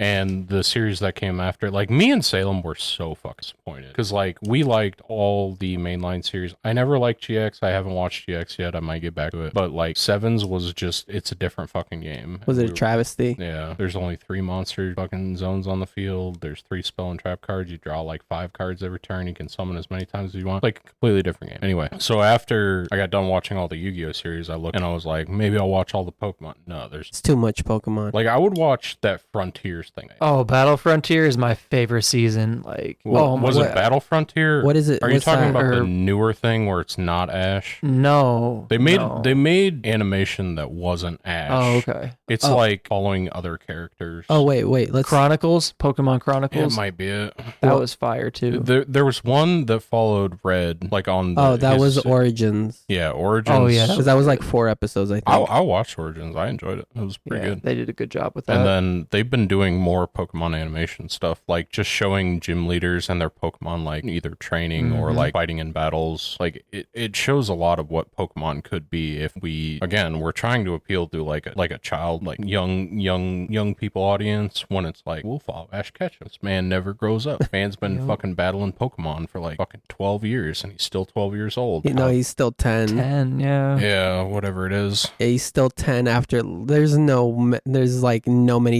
however many days he was on that journey as a 10-year-old. There's no way. It's like maybe they're gonna steer away from that since he's like been retired as the protagonist. So that's actually, I was gonna ask you guys, what did you guys think about when Ash finally won? What was it? Fucking 2 things. About fuck time. He won with like one of his worst teams. Pikachu? No, like, did he win with Pikachu? Yeah, he had to. He always has Pikachu. But like, I don't think he won with Pikachu. What was the Pokemon he won with using? No, it was Pikachu. Oh, was it? Okay. Yeah, he beat Leon's Charizard. Sorry, I think. Satoshi. That's his Japanese name. I bet you knew that. I knew that. Yeah. So that's all I knew. like I'm trying to remember which gen did Ash Greninja come out in? Sword and Shield. So Yeah. Galar. Yeah, so that was the one before he won. That man had a fucking stack team, still lost. Yep. He had a Pokemon that does a goddamn transformation sequence while they're together. Like, I showed this to Salem. Man's literally shadowboxing like fucking real steel with his fucking Greninja, still lost. And I'm still pissed about it. But he still won with Pikachu. That's hilarious. But that was a different team besides Pikachu. Dude, okay, I think the only part I cared about during that, like, Ash, like, finally winning was when everybody, like, he's ever kind of, like, been with was watching. Yeah. That's right. That kind of hit me, but up until, like, we got to the guy with the, like, weird headband, I was like, okay, I think that's where I stopped watching. I think it was the, like... Oh, was it? Because it was Indigo and then the Orange Islands, I think, in the anime. Oh, Tracy, maybe? The guy who drew the sketches? Yeah, I think so. That's it. Yeah, I think it was, like,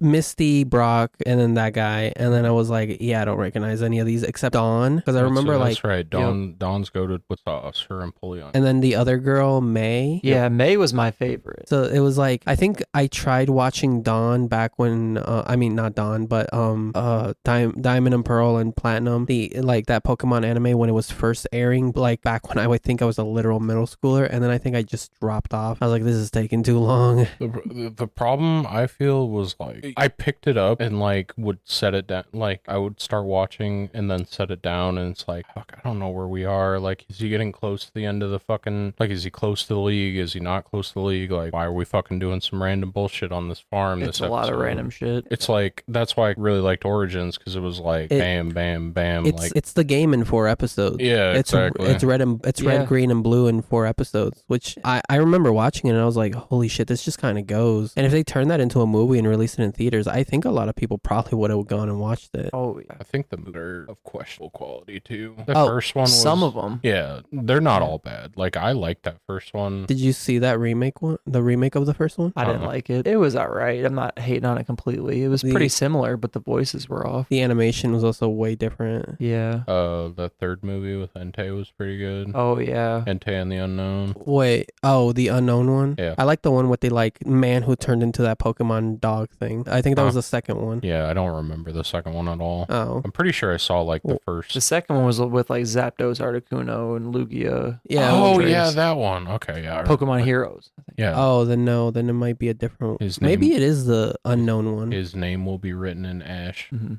Get it? Shut up. What do they say in the Japanese version? His name will be written in Satoshi. Whatever Satoshi means. Yeah, that one was fun. Yeah, I enjoyed that one. I just didn't remember it until you said like that was the one with Zapdos and all Dude, them. apparently there's like 20 movies. Oh, yeah. Or there's like 30 or 40 movies, Pokemon movies. There's like a lot of movies. I just remember like one day I turned on Cartoon Network and it was like, stay tuned for the Pokemon movie, and like Celebi was in it, and I was like, how far? I was like, Fucking where are we? Latios movie was pretty decent. Mhm. I don't remember a lot of it. I remember there was another one where it's like The Rise of Darkrai or something. That one was pretty good. And I was like, yo, where are we right now? I don't know. I went to go watch the Ryan Reynolds Pikachu detective movie. Detective Pikachu. That one was not, it was fine. That's based off, isn't it? Yeah, the Detective Pikachu. Is it a manga? No, it's a game. Oh, okay. It's like a detective game. So Pikachu's a detective. He talks. That was exactly what I wanted from a live action Pokemon movie. Please do not try again. I don't trust you. Like unless they got the same fucking guys to write it and the same studio to do it, like I don't trust you with another Pokemon game. What do you mean, like the Pokemon like movie live action? The Detective Pikachu? Yeah, like don't try and make another live action Pokemon unless they make another Detective Pikachu and I think Ryan. they are, aren't they? I think because this Detective sounds Pikachu 2 just got announced recently, and I think Ryan Reynolds has been like, why aren't we doing a second Detective Pikachu? He was probably he was trying to finish up Wolverine and Deadpool. Probably. That's been on hiatus for like so long. I saw that. Did you see that clip of I don't know how is that movie out? Not till either next week or the week after that. Somehow someone found a clip online and it was it's like Sabretooth shows up and Wolverine is fighting Sabretooth and he's like, Ryan Reynolds is like, come on, this is a rematch we've all been waiting for. He's like pulling fucking swords out of Wolverine and he's just like hyping him up. Fucking Logan turns to him, he's just like, will you shut the fuck up? Dude, when I went to the theater the other day, they broke the fourth wall. Hugh Jackman and Ryan Reynolds, because they're like walking and then they turn like obviously fake cell phone going off and they turn to like the camera and then Hugh Jackman's just swearing his ass off, telling you to turn off your fucking phone. It was pretty good. But no, like when we went, Mihara didn't want to go see that Detective Pikachu movie, but I had to pull her teeth, literally be like, come on, let's do something. And then she liked it. She's like, my favorite character was the mime. I was like, of course it was. Mime was pretty good. That was a pretty good scene. Yeah. They did lots of nice touches in that movie with like, I do like how they were animated. Like they looked a little real, but they didn't look like, they didn't go fully in on making them like, what would they look anatomically? yeah. Like, I'm just glad they didn't do that. That's what I'm saying. Like, I don't trust another studio to do another live action Pokemon thing. Wait, I want to remind you guys the plot of that movie. Bill Nye took over Mewtwo because of some bullshit. Yeah. Took over the mind of Mewtwo. Mewtwo is the beginning and the end, aside from Marcy. That was so dumb. I'm just going to be honest. That plot point was so dumb. I did appreciate in that movie the little like touches where it was like, you could have just made a movie that was appealing to all the original Pokemon movie fans, like the Gen 1 fans, where you were like, here's Pikachu, here's Mr. Mime, here's Squirtle, like, and then they really went for it. Like, there were parts in the movie where you see a lot of like later generation Pokemon. Yeah, which I think I saw Lucario and a Greninja. Yeah, there were Greninjas in there. There were I'm pretty sure the Greninjas were like the police. Yeah. Oh, they were like chasing after. I can't remember. It's been a while for me. Because I think they were I throwing, own like, it. fucking shurikens at him. Yeah, I do remember the Greninjas throwing stuff at him. So yeah, if we get another Pokemon movie kind of like that, I probably wouldn't mind it. It doesn't necessarily have to be Detective Pikachu, but my god, the millions of like Pokemon movies, I don't think I've ever watched any of them besides the first one, the Lucario one, and the Darkrai one. I think that's like the only ones I watched. Those are good ones. Oh yeah, not bad. So okay, Zach, you tell me, like, what was your favorite Pokemon season? Like, what is it about Pokemon that you keep coming back to? The anime? Well, just yeah. Let's talk about the anime. Like, I don't keep up with the anime anymore, but my favorite season was the Battle Frontier. It was just the fact that they were back in Kanto and they were doing the contest, and he was trying to take down the Battle Frontier heads so like fast paced. There was less filler, and it seemed like the filler was still like important to the story. There was no jelly-filled donuts. We were getting straight to the. What are you talking about? This is a classic moment. It's going to turn the frying pan into a drying pan. Brock's goated with the sauce in that first season. Holy shit. That 4Kids dub. Oh my god. Do you know about 4Kids, right? What's the difference between the two? Like just the original Japanese versus like what? Yeah. There was a company that dubbed like all those cartoon shows that came, cartoon anime, whatever you want to call it, like all the cartoon shows that came out during our era. So like they dubbed Yu-Gi-Oh, One Piece. Pokemon, One Piece. Bleach was on Toonami. And that was all 4Kids. They did them all. Yeah, and a lot of those. I It's thought like they were a lot fine, but I don't know what. I didn't watch the Japanese ones to compare them. Yeah, it's like a lot of like we had to either tone this down or like change it for American audiences. Like you ever remember Brock holding up the rice ball and saying, "I love jelly-filled donuts." Yep. It's because it's supposed to be onigiri, but Rice balls. They were like American kids would not understand. So it's like that where like nowadays you will watch an anime and they will probably try to do it 1-to-1 in English. Like they won't cut out that it's in Japan. They'll let you know like this is Japan, and they won't. Dragon Ball was for kids too. Yeah, for a good while. There were multiple different dubbing studios for Dragon Ball. I've seen like a good 20-30 episodes of Dragon Ball, but not anything else. Yeah, it drags. But no, like once I think Funimation like were allowed to like do their own thing, like once they were allowed to just be like, hey, they can curse, they can get bloody and all that, they were like, all right, fucking finally. A lot of the like stuff that was dubbed by 4Kids in One Piece was just like removing cigarettes and changing them to lollipops, guns like colored differently. Like for whatever reason, the Marines were renamed to the Navy. It made no sense. Close enough. Yeah, they are basically a fucking Navy. So what is okay? So somebody who hasn't watched Pokemon in a while. Should I get into Frontiers or like what's your recommendation? If you want an anime with like a lot of filler and you have like nostalgia, then I'd say go for it. But no, that's what I'm saying is like if I wanted to get back into the Pokemon anime, like what should I start with? Like if I don't want to like have too much filler, like what is there anything you recommend? I feel like you can kind of pick up Pokemon from wherever and kind of pick it up if you just follow from there. But I mean, you could probably just start with Battle Frontier. And understand it. You know these characters. You know these characters. At no point. Because like, I feel like everything's mostly episodic where like stories are completely contained within an episode. There are a couple where there's like a like running plot line, but it's just jump in, jump out. Right. Okay. Yeah, because I remember, I think this was like when I was 21. I'm 27 right now, but when I was 21, I decided to just watch Pokemon with my sister, and she got super into Pokemon and the show, and like we watched all the way I think until May showed up, and then I stopped watching, but she kept going I think up until like Dawn like finally left. That's my favorite. Like May through Dawn is the best in my opinion. Well, okay. Because Brock was still there and they had contests. The girls were doing their contests. Ash was doing his gym thing or Frontier thing. Brock was killing his thing. Like if you haven't watched Origins, watch Origins. I have watched Origins. That was like my favorite Pokemon thing, which is so sad because it was short. Other than that, like set your expectations low and you can jump in wherever you want. Okay. I agree. Like if you don't like the episode, like I said, most of them are self-contained, so you can just fucking skip to the next episode until you find something you like. I gotta go find my Japanese version of the Cowboy Man with the gun because they never aired it in America. Yeah, there's the weird fucking episode where Jesse dresses up like a girl and they had to fucking censor it. Oh yeah, he has like big. Yeah, James inflates his boobs. Yeah, James. His boobs. Yeah. If I remember right, like Jesse's fucking outfit is much more revealing in the Japanese version, and they toned it down for American audiences. I think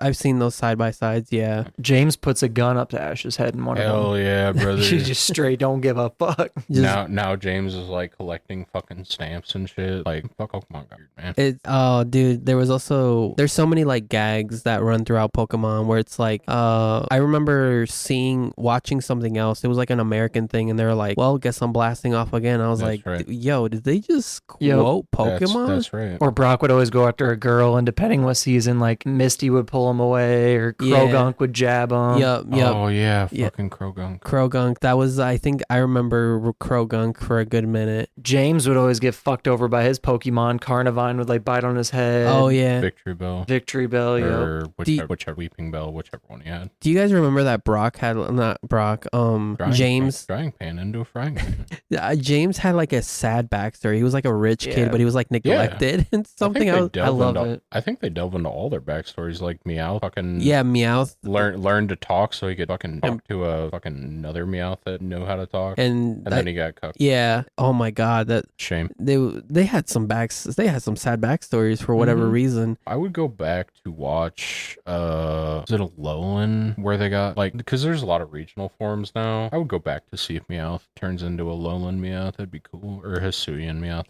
He probably wouldn't, right? Like, probably he not. Don't turn into it, but he interacts with them. Oh, okay. Good. And he's always like insulting other Pokemon too. That's just so funny. He's like intimidated that he'll be replaced. Yeah. It's actually pretty clever as like a plot device that Meowth just knows how to speak to Pokemon and humans. And he can just translate. So you can have those dumb like fucking, what do you want, Bulbasaur? Boba. And it's like Meowth's like, he says go over there. It's like actually kind of clever now that I think about it. Wait, I don't remember. Did Meowth have like a Jersey accent then? Oh yeah. Oh my god, because they did that. Probably was done by one of the 4Kids like dubbers. He might be the voice of Tristan from Yu-Gi-Oh. I was gonna say because there was, or Joey maybe.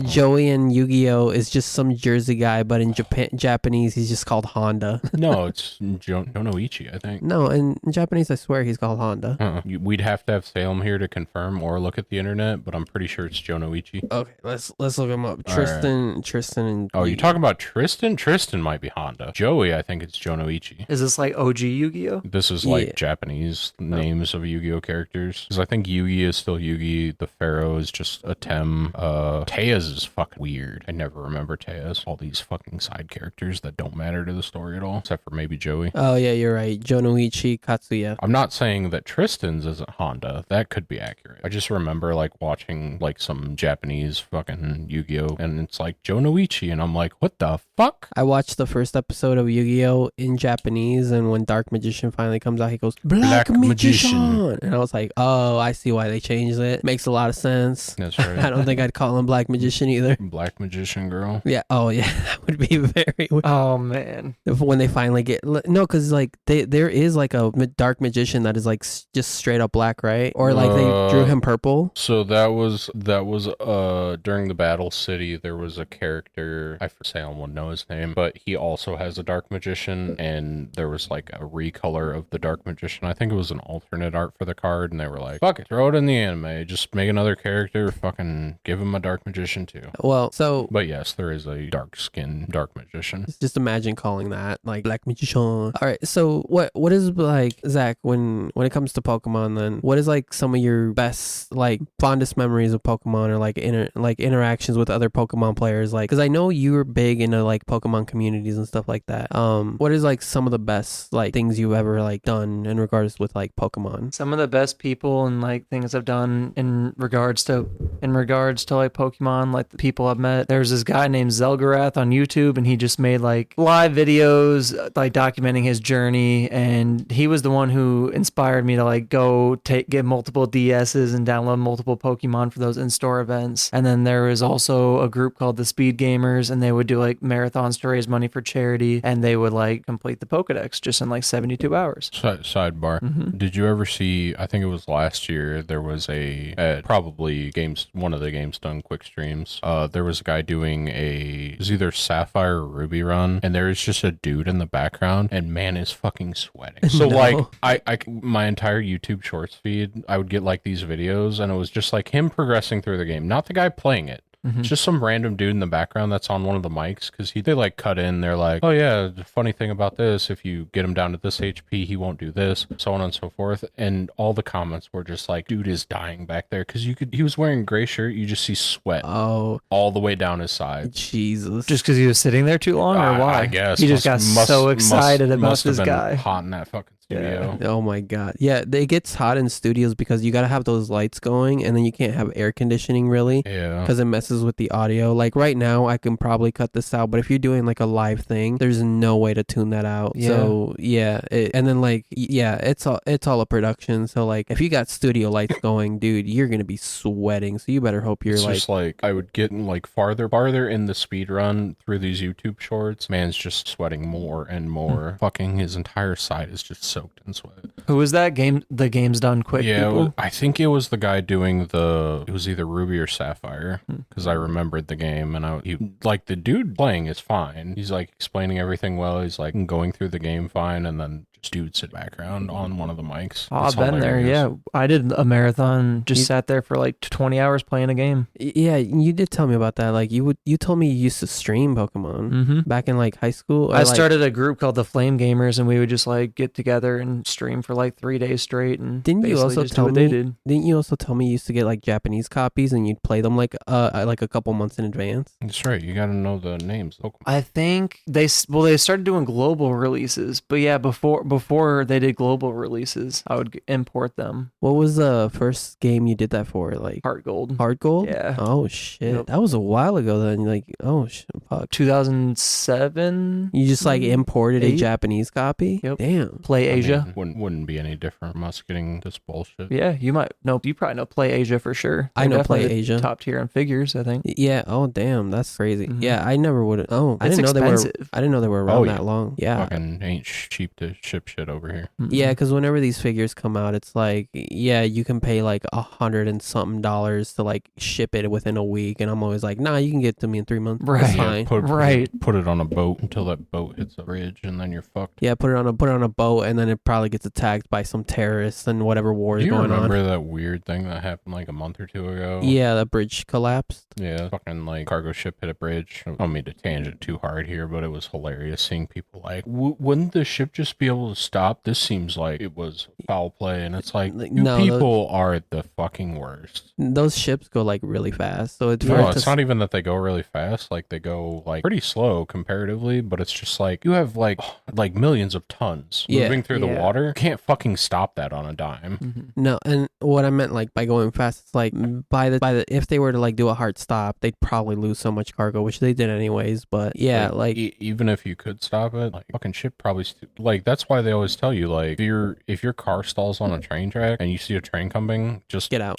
Just abandon the car because the train can't stop by the time it sees you. Like, Yeah, it there's- takes like a mile and a half for a train to stop. And it's true with those truckers too. Like when I see truckers all the time, they're stopping like almost like a whole mile up before, especially like if it's like a very like right now there's doing a bunch of construction down my place, and it's like there's just so much fucking like work that those guys are stopping. Do you drive through that every time? Yep. Yeah, I would. Yeah, I go. know you go around. This motherfucker goes. You should go to Hudson and just I mean, to get too deep into it, but go to Hudson, get on the highway, and then exit off at like the Love's truck stop. That's too much of a it's too far away. Or you can just go up to Viking and then cut back. Either way. It's getting to be where you have to take a detour anywhere you want to go around here. I feel. Yeah, they're Yeah. doing so much work around here. It's kind of annoying. Do you First world remember- problems. Do you remember they had that? Oh, they had that like torn up road construction. Yeah. Opened it for like 2 weeks. Put that motherfucker back under road construction. Yep. I fucking like that shit won't get done for another like year and a half. Dude, I remember they like hauled ass trying to get it done before like when like it started snowing. Yeah. Sorry, I was trying to ask you about like your Pokemon communities and like what some of the like. I'd say basically those are the only two that like really inspired me the most. Is just like the Speed Gamers and that guy Zelgarath just doing those videos. But I mean that just gave me the perspective that like I can take Pokemon seriously basically. And at that time I was young in middle school, so I thought I could do YouTube and I could do streaming. Do you ever watch any Pokemon YouTubers nowadays? No, not anymore. I was gonna say every like 3 months or so I get really back into watching competitive Pokemon. I always watch PokeMMD, Blunder, just some of those guys in that community. It's always fun watching them. I was never competitive and I never cared to watch Like the competitive Pokemon players. competitive side, like especially playing from the games where you have to breed and like train your Pokemon. That sounds like a fucking nightmare, but it's all like an online simulator, so they just like move sliders and select which Pokesav. stats they You know want. what so yeah. Pokesav is? I have no idea what that is. It's basically just a program you just enter there, and whatever values you want the Pokemon to have, it or generates a code. Or you can cheat, yeah. I mean, nothing against it, because I wouldn't want to spend hundreds of hours making the perfect Pokemon. I wouldn't either. That sounds so horrible. Like in Persona, like in Shin Megami Tensei, there are people that like, let me go ahead and add all of these together. I got this skill, and boom, 99, 99, 99 on everything. Like max the fuck out. Yeah, it's like that, but dial it to 11, because there's like 4 other sliders. You gotta like so many hidden stats that you'd only know if you dug so deep into it. Like the later games made it a lot easier to like see those stats. Yeah. But like early on, it was like, well, someone figured out that if you do this, it will give it this stat. There's no way for you to know, so hopefully you didn't fuck it up. Oh my god, that sounds horrible. Yeah. And that's like real competitive players just spend a lot of time, dude. Yeah. Like I've said, they made it a lot easier, but it's still a lot of time. The amount of time you have to have on your hands, like me already, like I'm struggling to like watch so much content because I really want to do this as like a career, where like I watch anime and then I review it and then I do stuff with them on this podcast, and then I also want to get through games, like mainly anime games, but I also want to play like good games. So like just struggling to get through content is such a like massive undertaking because I don't have that much time because I have to go to our shitty job. Yep. If I could do this like full time as a career and a job, like I think I would quit in a heartbeat. If I'm able to like double the amount I make doing this, just even this with like an audience, like I think I would be set. But you told me you had your own adventures trying to like take off a career online. Like how was that like? It was pretty good and successful for a while. I just got into it at the right time, I feel. Like back then when Justin TV became Twitch TV, and then like when before YouTube was bought by Google. Like if you were in at that time and you had like even just a few hundred subscribers, you had the potential to be like anyone who's top tier right now. So why did you like give it up, or like why didn't you continue? I just didn't really have support, and like you said, jobs come in the way, life comes in the way, and okay. Yeah, until you can fully commit to it, because like even like the amount of editing you got to do for a single podcast a week. Like imagine doing that. Imagine you were like uploading every 2 days. The amount of like filming time, editing time, all that shit. Like you have no time for a job. Like either one thing goes out the window. Either your job goes out the window or you have to cut back. And especially with like this, yeah, like you're right. And you told me, you even warned me, you're like, yeah, it's fun, but like, you know, other things get in the way, and like, yeah, it definitely is hard. Like but yeah, like, you know, getting this perspective, like you are one of like you're one of the older people, like other people, not older. You're one of the other people that I know that are like big into like a certain thing. And like, I remember you just like talking to me about Pokemon. Like I would be like, hey, let me talk to you about comic books. And you would just kind of like, you'd be like, oh, cool. And then you would tell me about Pokemon. And then I would just be like, holy shit. Have you read the Pokemon manga? I've read some of them. I heard they're like pretty bloody in there. Bloody. Or edgy. I've seen panels They're where like kind of edgy, yeah. I've seen panels where like Pokemon get sliced in half and stuff. Let's fucking go. I'm sure. They're even like suggestive sexually. Yeah, I mean, a manga would do that. Have you seen a Gardevoir before? Have you seen a Megalopunny? Well, like their like Pokeballs will just be like right here, like oh my god, yeah, right by their breasts. Yeah, they're super obviously suggestive. Yeah, I think they're trying to get the horny crowd in. Yeah. Have you seen some of the new designs for these fucking Pokemon trainers and gym leaders? Like, yeah, fucking the dark skinned girl from, I think it was Scarlet and Violet or Sword and Shield, one of them, like fucking goes crazy. That's the new like water gym leader. Fucking Misty got an upgrade. Let's just put it that way.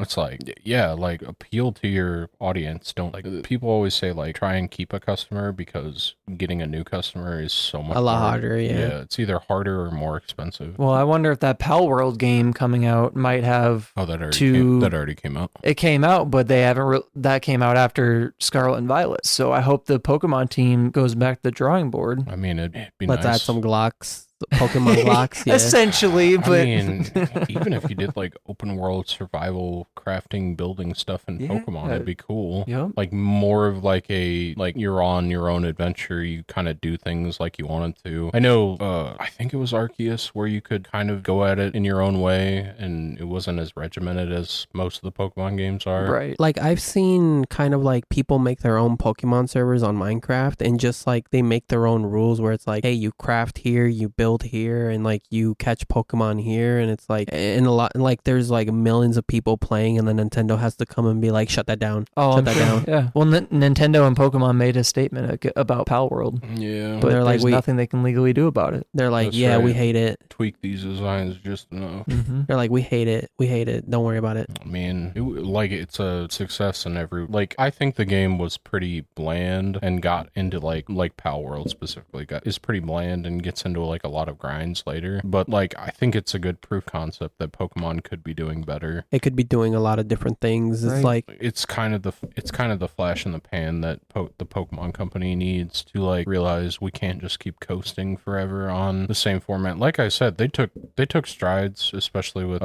Scarlet and Violet and Arceus. Like, here's hoping that Legends EA is good. Like, they're bringing back the fan favorite fucking mechanic of Mega Pokemon. I mean, did that go away? Yeah. Yeah. Really? So the three most recent games have always had like a gimmick mechanic. Yeah. Which was Mega Pokemon, and then there was Z Crystals, where they use like a special powered up move, and you can only use it once. And then Your there were Pokemon four. turns into a motorcycle? No, Oh. that's a There's Gigantamaxing was one of them. yep. And then the most recent one is Terrestrialization. Yep. So like you can change Pokemon's type. Oh, I guess one thing we never brought up is the Pokemon card. Are you a big Pokemon card guy? Not really. I mean, I paid my bills by buying and selling Pokemon cards for 2 months almost. Really? So like I tapped into it a little There's bit. money but to be made, but it's like I did it with Yu-Gi-Oh for a little while. It's hard though. I just bought certain cards. Once again, it's a time thing. It's a luck Yeah. thing. It's not You a gotta- skill. It's literally like the stock market where you got to predict this shit. Wow. Or be good at it. Jesus. Yeah, no, I buy cards just because I think the designs look neat. But like Oh, I do too. playing the game, you've never like actually played the game. No. I Never. feel like the Pokemon TCG is one of the few TCGs where people buy the cards because they look nice and don't actually know how to play the game. I agree. I've played it before. It's fine. It's nothing to write home about. Was it you or somebody else that told me it's just like a dumbed down version of Magic or something? It's like its own weird thing. Like you like put out your Pokemon, you like level them up by like placing Pokemon over them. There are like specific cards that allow you to refill your hand. Like certain cards allow you to search for your Pokemon, and then you're basically so like I think they're VX or something like that, XE something like that. EX. Yeah, EXs. Yep. So when you normally KO Pokemon, so the entire point of the Pokemon TCG is you take 6 cards out of your deck, place them face down. They're prize cards. So there are 6 prize cards. You have to collect all 6 prize cards to win the game. So every time you KO Pokemon, you get one of your opponent's prize cards. With EX Pokemon, I think you get 2 prize cards, and then I think they might have added something later that increases the number of prize cards. So you're basically just like fighting each other, fighting your Pokemon, trying to like win the game by taking the 6 prize cards. Oh. And then like when you get those prize cards, they're added to your hand, so you get like more stuff to do. You use energies to you do use moves. energies to boost your Pokemon. They have special abilities. It's just like here's the thing, like in Yu-Gi-Oh and Magic especially, there's a lot of interaction during your opponent's turn. In Pokemon, there's almost none. Oh my god. So it's just like I sit there and play out my turn, you sit there, play out your turn. We go back and forth until one of us wins. I was gonna say it sounds just like a back and forth. Yeah. It's it's fun when you're playing with someone that you enjoy playing with. I couldn't imagine playing it competitively. Like it just seems so boring. I have seen like Pokemon cards go for like hundreds and thousands of dollars sometimes, especially that Charizard one. That's what I'm saying. It feels like it's a collection thing more than it's a Play the game. This card is like viable in the competitive format. Where it's like what Yu-Gi-Oh, there's specific cards and decks that people build because They're just like the best decks in the format. It's some people collect Yu-Gi-Oh stuff. Like I used to collect a certain card because I like the art on it. Yeah, when I buy Yu-Gi-Oh cards, I always look at like what they're selling, and then if it's like I don't even know like what they're selling, but I'll be like, oh, this one looks like it was drawn by a light novel artist, so I just buy that because it's just clearly an anime Yep. card. Been a lot of animification in the past years of Yu-Gi-Oh cards because it used to be just like fucking weird monsters that fought each other. Now it's like, I play cute anime girl gets me another cute anime girl from my deck. They fucking combine to make my cute anime girl boss monster. Like we can get into it someday when it's me and Salem here, and we can riff off of each other a lot better. But like, there's just a deck archetype being like the set of cards that work together. Yeah, They're like just- a magician deck or like a Yeah. dark flame deck or something like Yeah, that. they're just pop idols. They just search for each other. They combine together into a boss monster. They're just pop idols. So it's just like five pop idols that turn into a bigger monster. Yeah, pretty much. Like, Wow. well, on the card, they're like fucking just on the stage together. I think they're called like evil twins. Yu-Gi, dude, I can't keep up with Yu-Gi-Oh. I don't know what's going on. So, like, as much as I'm normally into like that anime art style, and I like those like either cute or attractive characters, whatever you want to call it, like I appreciate that Magic hasn't really delved anywhere close to that. They usually stick with like, I feel like Western artists more, and they're staying away from that like cutesy anime style. Like some of the characters get like that. Like there's definitely like older female characters that are like drawn like in a sexualized way, but there's no like we just went full anime on this bitch. Besides like the cross stuff that Like just the happens. Hatsune and Miku crossover or like or whatever else it was. We were talking about it one I think day. there were like With Magic? Yeah. I didn't know that. Sorry, Magic got That weird in the doesn't surprise me. past like 10 years where I feel like they realized their business is failing, so they were like, fuck it, all the crossovers. Like it started because with like Transformers, which makes sense because Wizards is owned by Hasbro, but like they started with like Transformers cards, and then it was Dungeons and Dragons again, Oh, yep, owned by I know about Hasbro. Sorry. And then it started like, hey, can we get the Fallout universe? Can we get Doctor Who? Not hating on the Doctor Who fans. I think I saw those being sold, but I didn't see the Fallout one. Fallout, Doctor Who, Lord of the Rings, like I think I bought a pack of Lord of the Rings ones. yeah, like Hatsune Miku, like all these. I didn't know where to find that one. All these brand crossovers seems like they're the last dying breaths of like Hasbro trying to save Magic the Gathering, because over the years it's definitely gone downhill quite a bit. Are you Magic's saying? been out since like the 80s, though, hasn't it? 92, I think. Oh, okay. So are you saying Magic is currently dying, or? Oh yeah. Oh, We could spend a whole time getting into it. Like Hasbro realized that most people don't want to play standard; they want to play these. All right, let's get into it. So there are a bunch of different formats. Standard is like we release these sets. These 6 sets will be in standard for 6 months, and then like 3 of these sets will rotate out. More sets will come. New sets. People realize people don't really want to because either it's boring or they print broken cards, and then they have to do like bannings and stuff. Like so, they want to play eternal formats. Eternal formats are like formats that don't shift except for the new cards coming in. So you have like modern, legacy, vintage. Modern is like cards printed with the modern card frame. This is a whole nother thing we won't get into. Like, oh, are you saying if I try to buy an old card, it'll look different? correct. Like Oh. compared to and there have been upgrades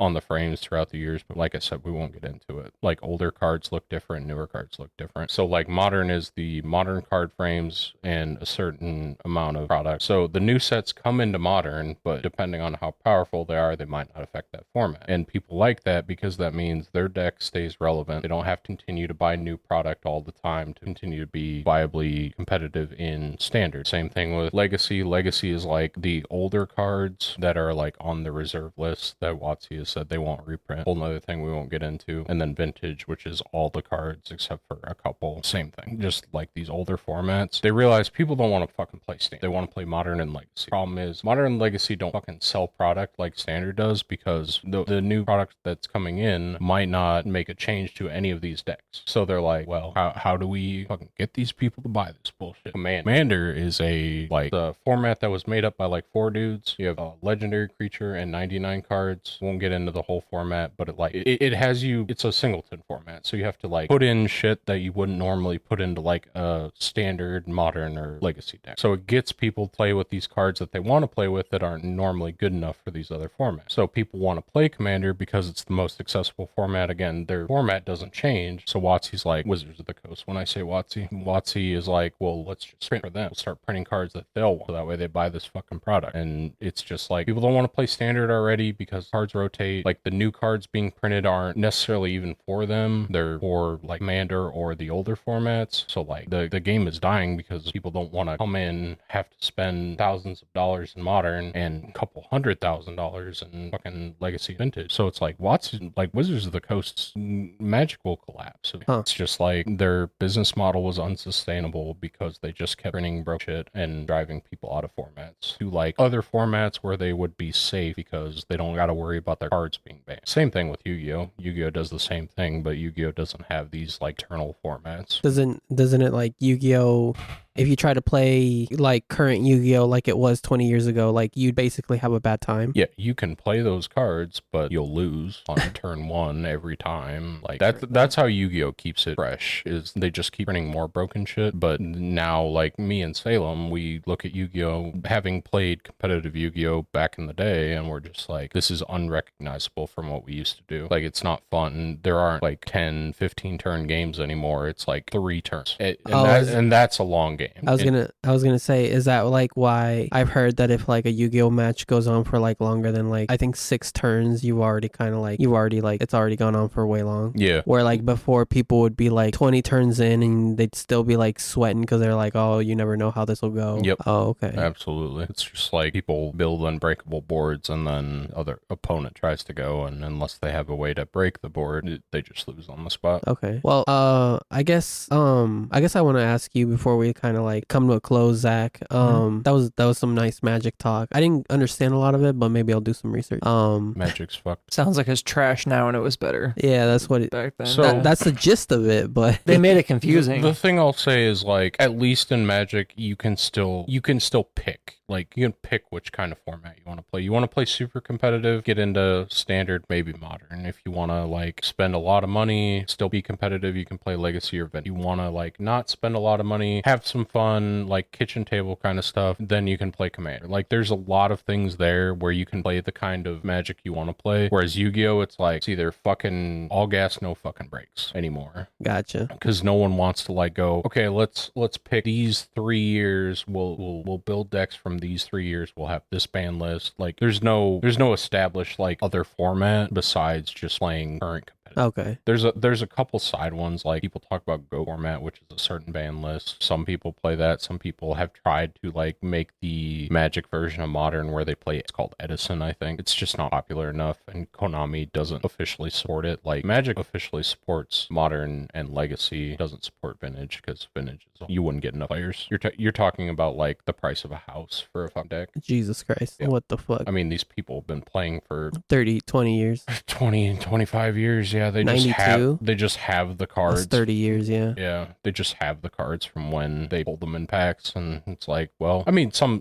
game stores are like, hey, we'll get everyone together like once a month. We'll have a vintage night where everyone play their fucking $thousands worth of deck. Well, I guess I kind of wanted to end this off with is there any anime, Zach, or anything like you've kind of watched, or anything like you were ever into, or any anime, like it could even be like a movie, like a Ghibli movie, like anything animated, even throw me a cartoon, like a regular show or Adventure Time. What are some of like the just animated animation things that you've been a big fan? I really liked Sword Art Online. You liked Sword Art? Like, that was good. Like, was it? I hear a lot of shit on it. I hear a lot of shit on it, and I get why people talk shit on it, but I just don't. I think people are looking too deep into it. So, a couple things. Fine. The thing is, like, there are problematic parts of Sword Art in just like from a moral standpoint, and then there's like Sword Art is fine without those problems. Like, it's fine as an anime, but like you go watch anything else, and you're like, oh yeah, Sword Art's kind of like baseline. Like, okay. I get that. It can only go up from here. All right. I watched that one anime I was telling you about. That was like scary. I don't know what it was called, but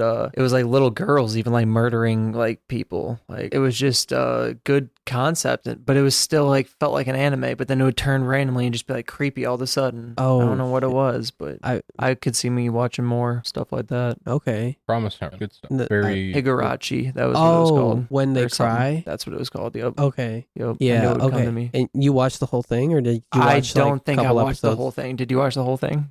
Our friend Salem has. He's talked to us about it. It was pretty good. I need to finish it. Okay.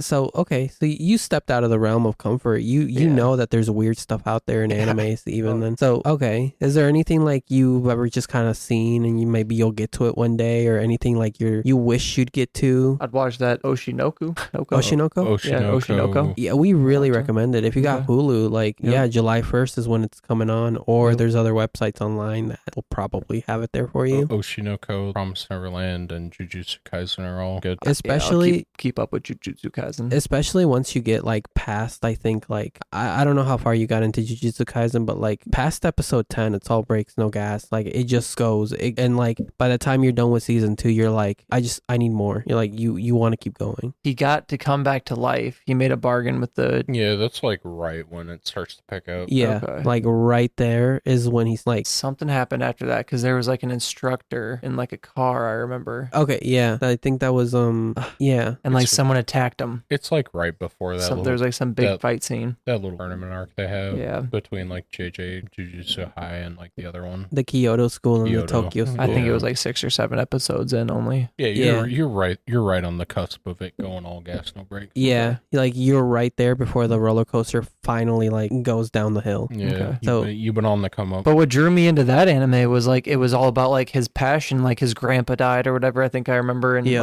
like that shit drives me to watch that shit more. Oh yeah, he keeps that up. Yeah. Okay. My boy Yuji Itadori ain't stopped for no man. Yeah, he definitely doesn't go back on his word. But every now and then he'll have to like he grows up as the series goes. At least like we're manga, we've at least like read ahead. So like he grows up and he realizes a lot of things with that promise he made. But yeah, that's like a good way to kind of bring you in. You My good? nephew's getting into anime too, so I mean, the younger generation might just kind of push me into. That's one thing I like about being around kids too, is they put you on to the next Yeah. generation a little bit. Like I love Fortnite. I would have never played Fortnite if it wasn't for kids. I don't think like I can't. I watched my brother play it a lot and I tried to play like after him and I was like, yeah, this is not for me. Yeah. Like I think I was just like I don't think it was for me, especially on a console where it's like you got to build with like one side of Oh, I don't build. Fuck Yeah, that. It came out with no build mode. Yeah. And they made it a permanent game mode, right? Yep. Yeah. yeah, like no like the building aspect of it, dude, because I think that game came out in like 2018. I remember that. I remember when that game like just blew the fuck up and I could not get into it and my The- brother's been the playing. I one- couldn't either. At The first. funniest thing about that game, if you want, I'll go into the side tangent. All right. The funniest thing about Fortnite is like Epic came out and said, "Hey, we're making Fortnite. It's going to be like a Zombie thing, right? No, it's well, kind of. It's like it was going to be like a tower defense game, like Yeah. a 3D tower defense game where you Yep. just like fight enemies coming out of a portal. And then for the longest time, everyone in the video game industry was just like, "Where is this game? Are you guys still working on this?" Like it's literally a zero to like hero story of like Fortnite was nowhere. Like no one knew where the development was. They'd like dropped Fortnite and then like the battle royale stuff took off with like Battleground. PlayerUnknown's Battleground. Yeah. So then they put it in Fortnite, became the biggest fucking game on the face of the earth, and it's crazy. Like, just people were asking, "Is this game canceled? Are you guys still making this?" To one of the biggest games ever. Now you get like virtual concerts with Travis Scott, Ariana Yep. Grande, Eminem, and stuff like that. It's just so funny. Now there's anime collabs in there too. and Yeah, stuff. anime collabs. I've seen fucking Goku, Naruto, and fucking like Itadori and all them. Just fucking like That's the my whole boy. anime squad. That's my boy Yuji Itadori. He's posting up with Sasuke just like in Fortnite. They call him Left Right Itadori. That's one Um, thing I'm bad at with anime is like remembering the names of characters. I'm really bad too, but those are pretty good. Those So, were pretty easy to remember for me. yeah. As a person that also struggles with it, I feel like if the character is like done well and imprints on you, like you remember their name. Yeah. Like I remember a Luffy, I remember a Sanji, Zoro. Zoro's actually already a pretty cool name. Plus it's Yeah. based on Zoro, so like you'd remember Chopper, Nami, Robin, Frankie, Brooke, I only know like 4 of those. Usopp, Yep. and I don't think you got the last one, Um, even though you know who it is. shit. you Yeah, met- he's a fishman. Yep, you got it. Big brother Jinbei. That's my boy. Fucking Jinbei. Fishman Karate Jinbei. Yeah, like I've been reading One Piece for a good minute and it's like one of the best stories I've ever read. But like, yeah, I get really tied into the weeds. Like I'll watch a whole season of like one anime, 12 episodes, and then he could ask me like, all right, who was the main character? I'd be like, like, I don't fucking know. He had red hair.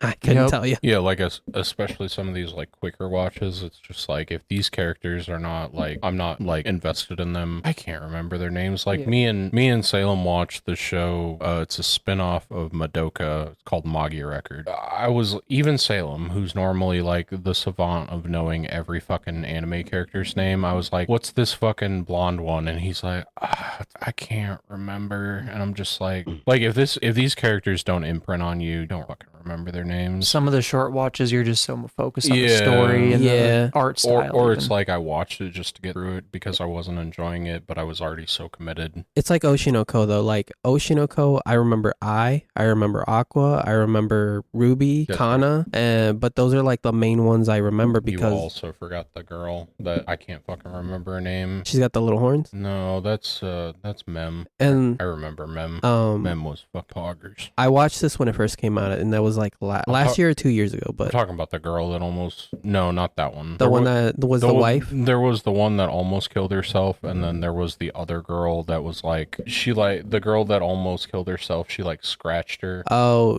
okay. Yeah, I don't... It's like is it Akane? Akane? Yeah, it's Akane. Akane, yeah. So, yeah, like, the further I get away from Oshinoko, the more I will probably start forgetting the names. But, like, as of right now, I do remember them because they were just, like, they were so enjoyable. Like, it was an enjoyable watch. It was, I mean, it's kind of like it's not like a enjoyable, like, I'm having a ton of fun time. It's like this is really good, but man, this is kind of sad, or this kind of sucks. This sucks, like, what's happening to them, but this is a good narrative. So, yeah. I love that. That's how I felt about that Higurashi When They Cry or whatever. Yeah. Watch a Silent Voice too. Yeah, it's a movie. Silent Voice? It's on Netflix. Okay. It should be. That shit fucking broke me. I was having a fucking bad day after I finished that movie.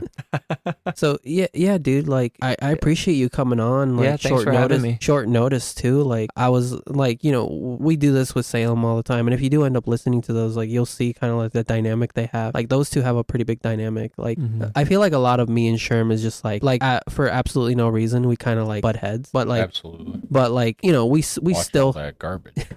But we still love to hang out and like watch stuff together. So like when it's him and Salem, they like instantly are finishing each other's sentences. Me and Salem are the same fuckers. Yeah, they're kind of like the same person. They finish each other's sentences. They have like in jokes that go over my head because I have absolutely no idea what they're talking about. Well, that's funny in itself, though. Yeah, and that's why it's fun to watch them and like have them do it. So like, but yeah, like he's kind of like he's been PTO'd out. So like, yeah, I appreciate you coming on short notice. I didn't even know until like this morning. So like, absolutely. Yeah. So like, before you end up going to Colorado, I'm gonna have to have you come back and then just update us on what you've been on. Add me up on Discord, videogamerblaze, and just send me your recommendations. And hell yeah, dude, I'll have to do that. Yeah, I'm gonna get it after this, but yeah, dude, thanks again. So all right, I think this is where we're gonna pop out. Sherm, you got anything left to say? No. I might watch your boy Kung Ming. You'll probably watch your boy Kung Ming, General of the Chinese Army. That's right. He's reincarnated and he has to manage this pop idol.